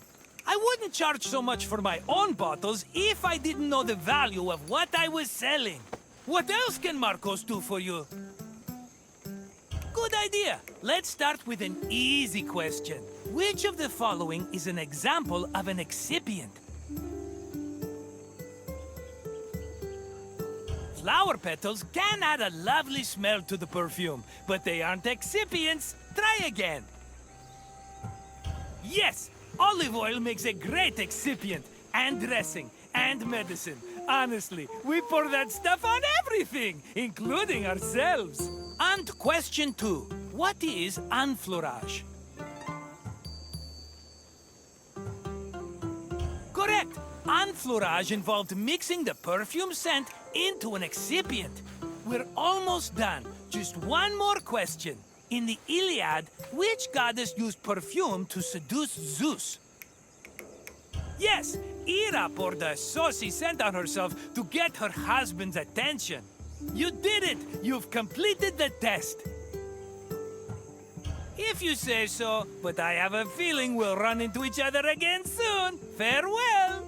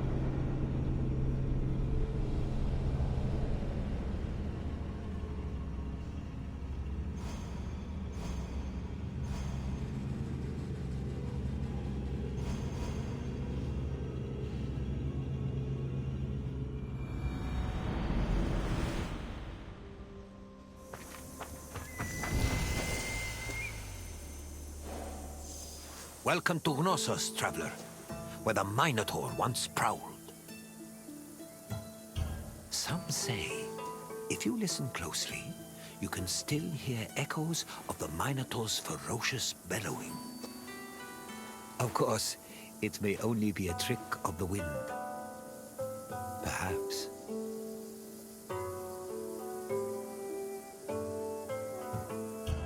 Knossos was the seat of the old Minoan civilization, where King Minos once supposedly ruled. These ruins have been the backdrop for many important events in both history and mythology. Look for me when your visit is over, and we'll discuss what you've seen.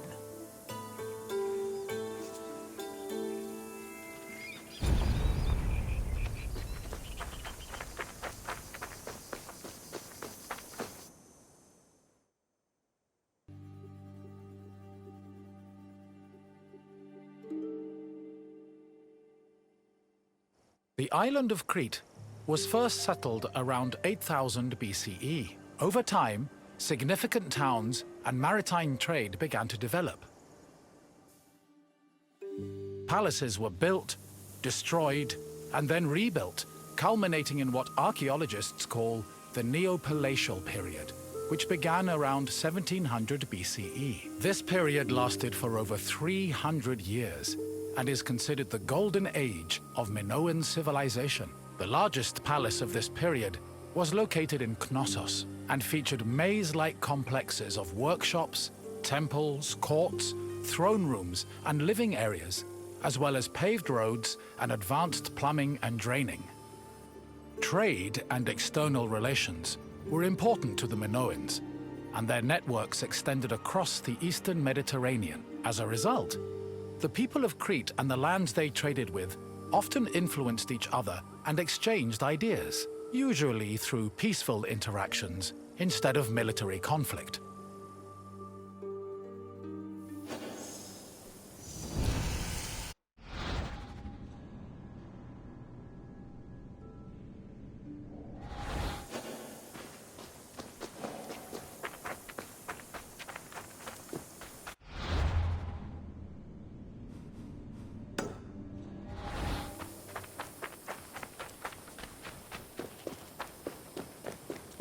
The settlement of Knossos was established as early as the 7th millennium BCE. Today, one of the site's most notable landmarks is the palace ruins, located on the Kafala Hill.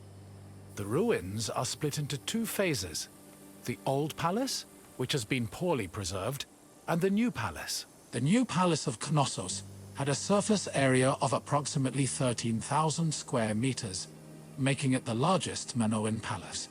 Its focal point was a central court, which was probably used for ceremonial activities. The Minoan palace centers collapsed when Crete was overrun and conquered by a Mycenaean invasion from mainland Greece. However, the date of the final destruction of Knossos' palace is still unknown.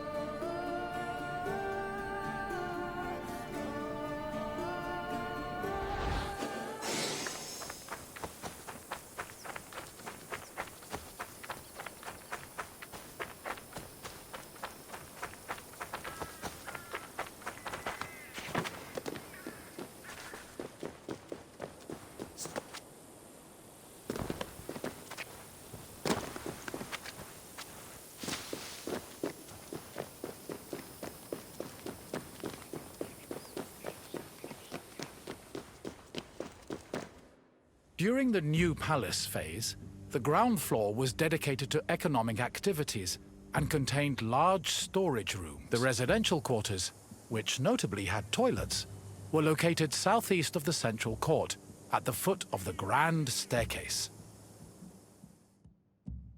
The palace was lavishly decorated with wall paintings depicting things like bull-related sports and richly dressed women. Large stone horns of consecration, which were important Minoan religious symbols, hung prominently in the west court.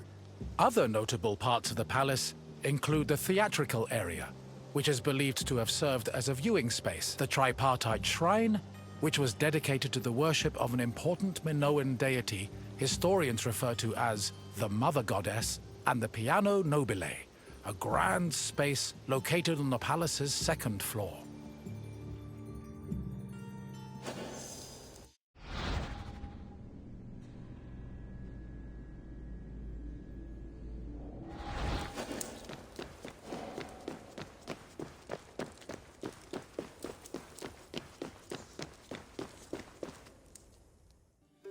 During his trips to Crete, archaeologist Arthur John Evans discovered several ancient tablets. They eventually led him to define the forms of Minoan writing known as Linear A and Linear B. The Minoans used these forms of writing for recording many things, including business transactions. For example, one clay tablet discovered at the Palace of Knossos was inscribed in Linear B script. The tablet detailed the transfer of coriander, often used in the perfume industry, between a man named Kyprios and another person named Twinon. The deciphering of tablets such as these has given historians great insight into many aspects of Minoan culture and society.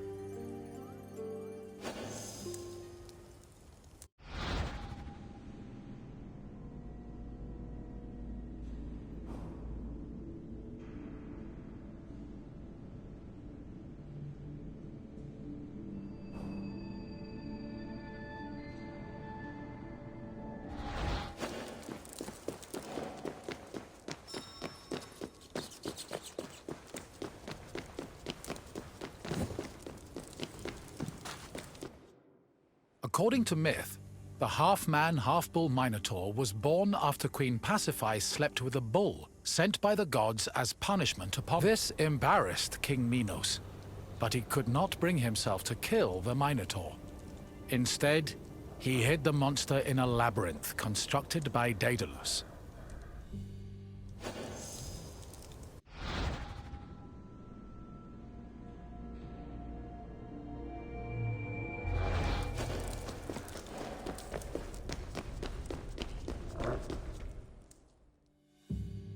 Daedalus was an important figure in Greek mythology, an ingenious inventor.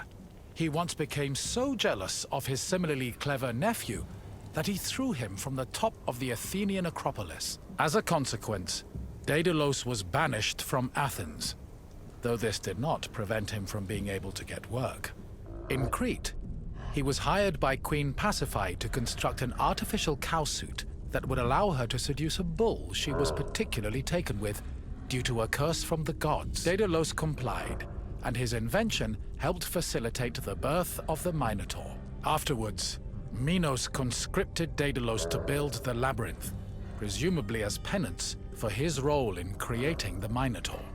But perhaps the most well-known story about Daedalus involves his son, Icaros, who used wings built by his father and flew too close to the sun, thus plummeting into the sea.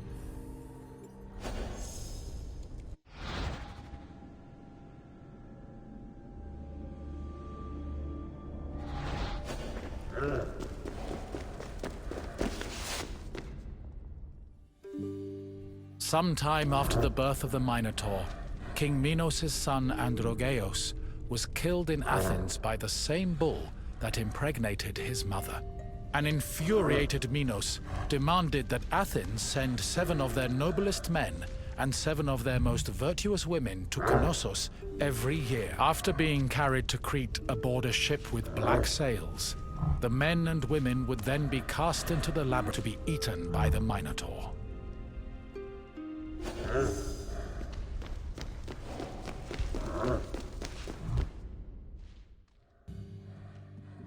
one of the Athenian youths chosen to be imprisoned in the labyrinth, Theseus, had enough of the morbid ritual. Before leaving Athens, he proclaimed he would kill the Minotaur, then return to his city on a ship flying white sails.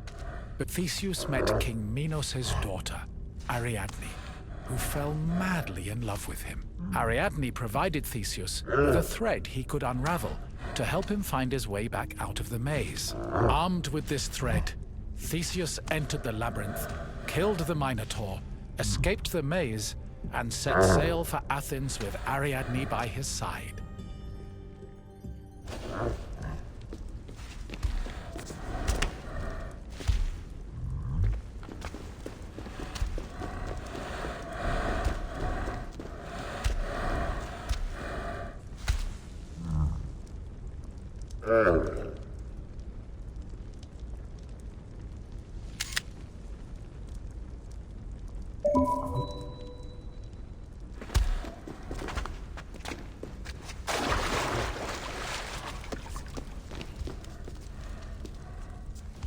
I see you found your way through the maze of ruins. The Minoans played a large part in shaping Greek myths, but also in introducing influences from other places and cultures. Now, what else would you like to do? You want to test yourself? Very well. Let's begin with a simple question. On which island was Knossos located? Naxos is an island, yes, but you won't find Knossos there. Try another answer. Thasos was famous for wine, not man-eating bullmen. Try again. Delos was home to a sanctuary of Apollo, not Knossos. Keep trying. Yes, Knossos was located on the island of Crete. Time for another question. Which hero killed the Minotaur? Correct. Theseus slew the Minotaur, then escaped the labyrinth thanks to some thread from Ariadne. Now for the last question. What did Daedalus build for Queen Pasiphae?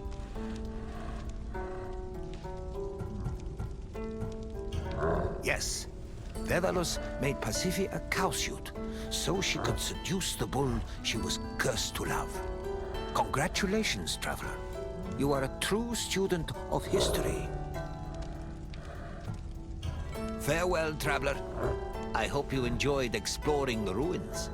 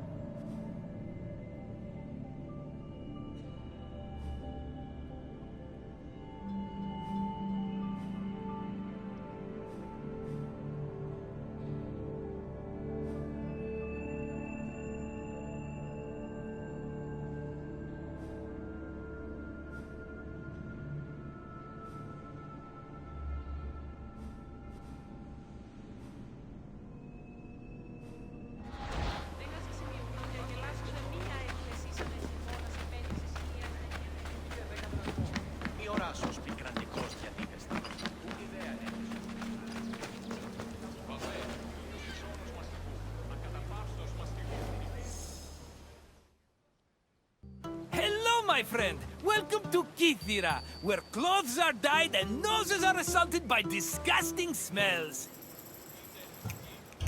I think it smells terrible, and I can't wait to get out of here. The colors are pretty, though. This little island was where dyers brought all the color to Greek fashion through an intensely stinky procedure. This tour will reveal the steps it took for workers to brew the dye. Try not to step in any mollusk guts as you enjoy your visit. I promise I'll meet you at the end of your tour. See you soon, my friend.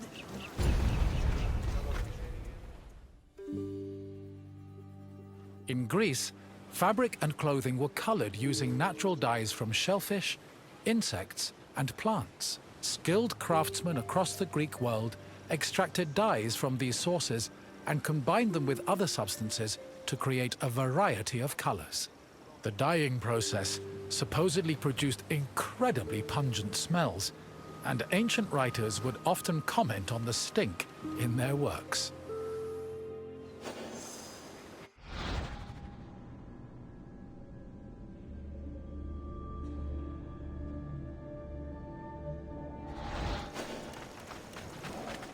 Murex is the generic name for 3 species of mollusks that reside in the Mediterranean. The substance they secrete was used by craftsmen to create the most expensive dyes in the ancient world, the most famous of which was Tyrian purple. Fishing techniques varied depending on the type of mollusk. In shallow waters, fishermen could simply dive and catch the mollusks, but they set traps if the water was too deep. Being carnivorous, murex were often lured using dead animal flesh as bait. It was imperative that the mollusks be captured alive, as they only secreted the precious purple liquid needed for dyes upon death.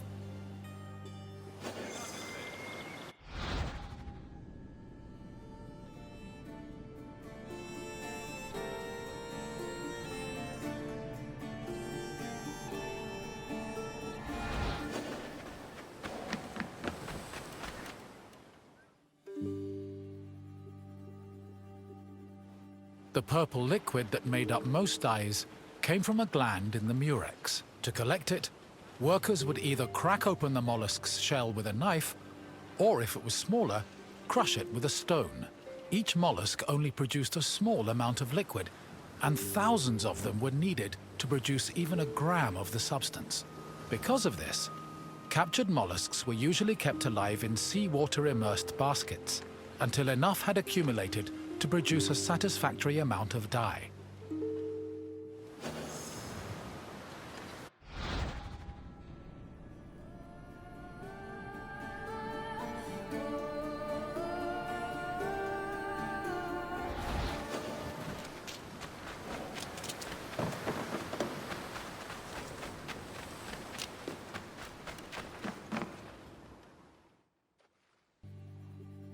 The mollusk glands were mixed with salt and left to decompose for 3 days.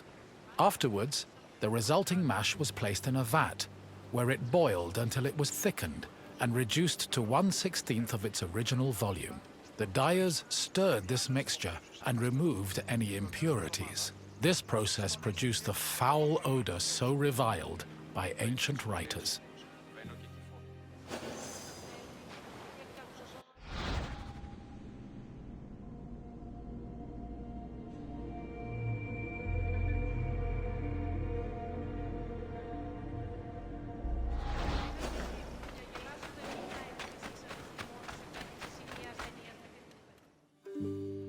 Dyers checked the hue of the purple liquid by dipping in raw wool.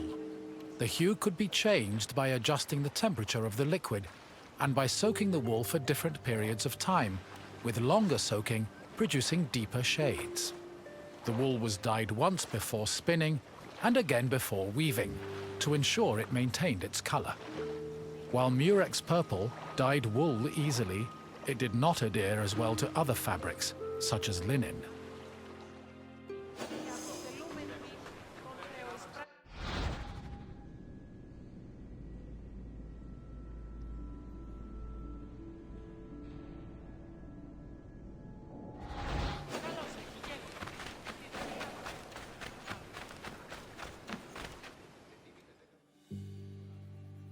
Most Greek garments were made from rectangular fabric that was rarely cut or sewn. They were normally folded around the body, with girdles, pins, and buttons. Dyeing served to give the garments a more unique style. Decorations were also widely used, and were either woven or painted on. They depicted things like animals, human figures, and mythological scenes.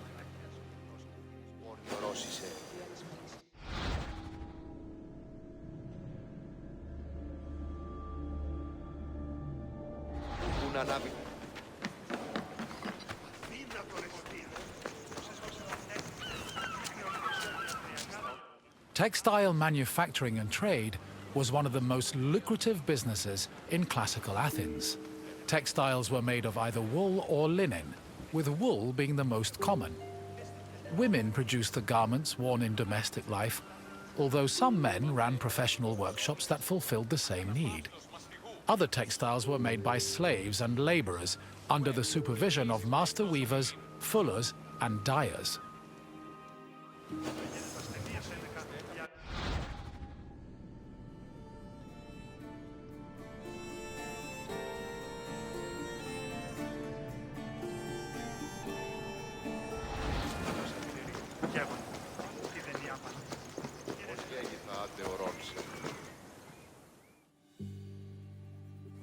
Clothes didn't just keep people warm. They were used as a way to communicate social identities, like gender, status, and ethnicity. These could be expressed through garments and accessories, but also jewelry, hairstyles, perfumes, and cosmetics.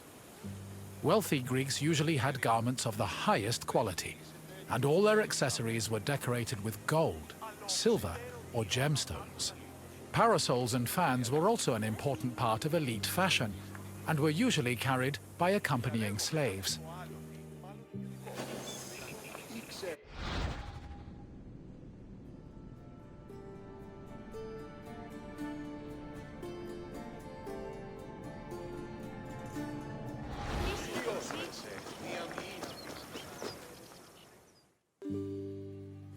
The most common Greek garments were the peplos, the chiton, and the hymation. The peplos, typically worn by women, was a body-length cloth. It was folded back on itself and worn draped over the body and pinned over the shoulders. The chiton was a long garment with sleeves. Ankle-length chitones were normally worn by women, while men wore shorter versions of the garment. A hymation was a mantle that was worn over both the chiton and the peplos. Outside of daily life, there were also specialized clothes worn only in exceptional situations like weddings and religious ceremonies.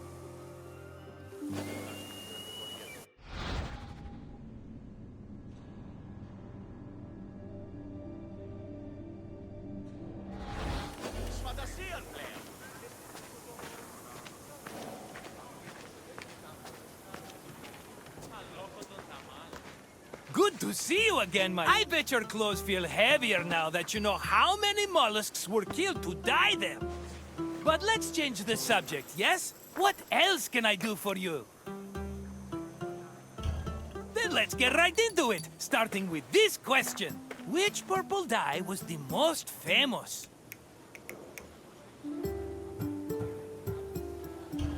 I don't think so. Try again. I'm not familiar with that specific shade.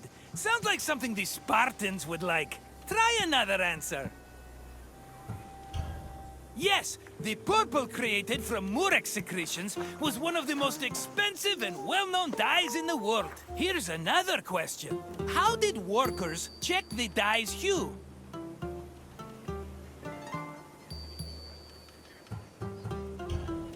Correct! Workers dip wool into the mixture to gauge the exact hue of the dye. Almost done, my friend. Just one final question. Which body-length garment was typically worn by women?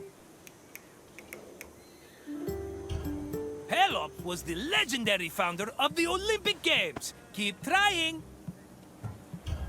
Correct! A peplos was a body-length cloth that the woman draped over her body and pinned around her shoulders. I had no idea you were so knowledgeable about fashion, but look at you. I should have known from what you're wearing.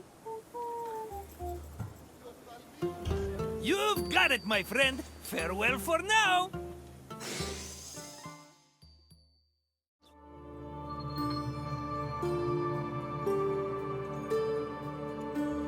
Amazing. You have now completed all available guided tours. Congratulations on your achievement and dedication to knowledge. We hope you have enjoyed your explorations into the rich history of ancient Greece. Even though you've done all the tours, there's still plenty left to see. There are hundreds of world stations to explore, mountains to climb, seas to swim, and sunsets to watch. Remember that you're welcome to return to guided tours at any time and replay your favorite ones. On behalf of the Assassin's Creed team, thanks for playing the Discovery Tour, and we hope to see you again soon.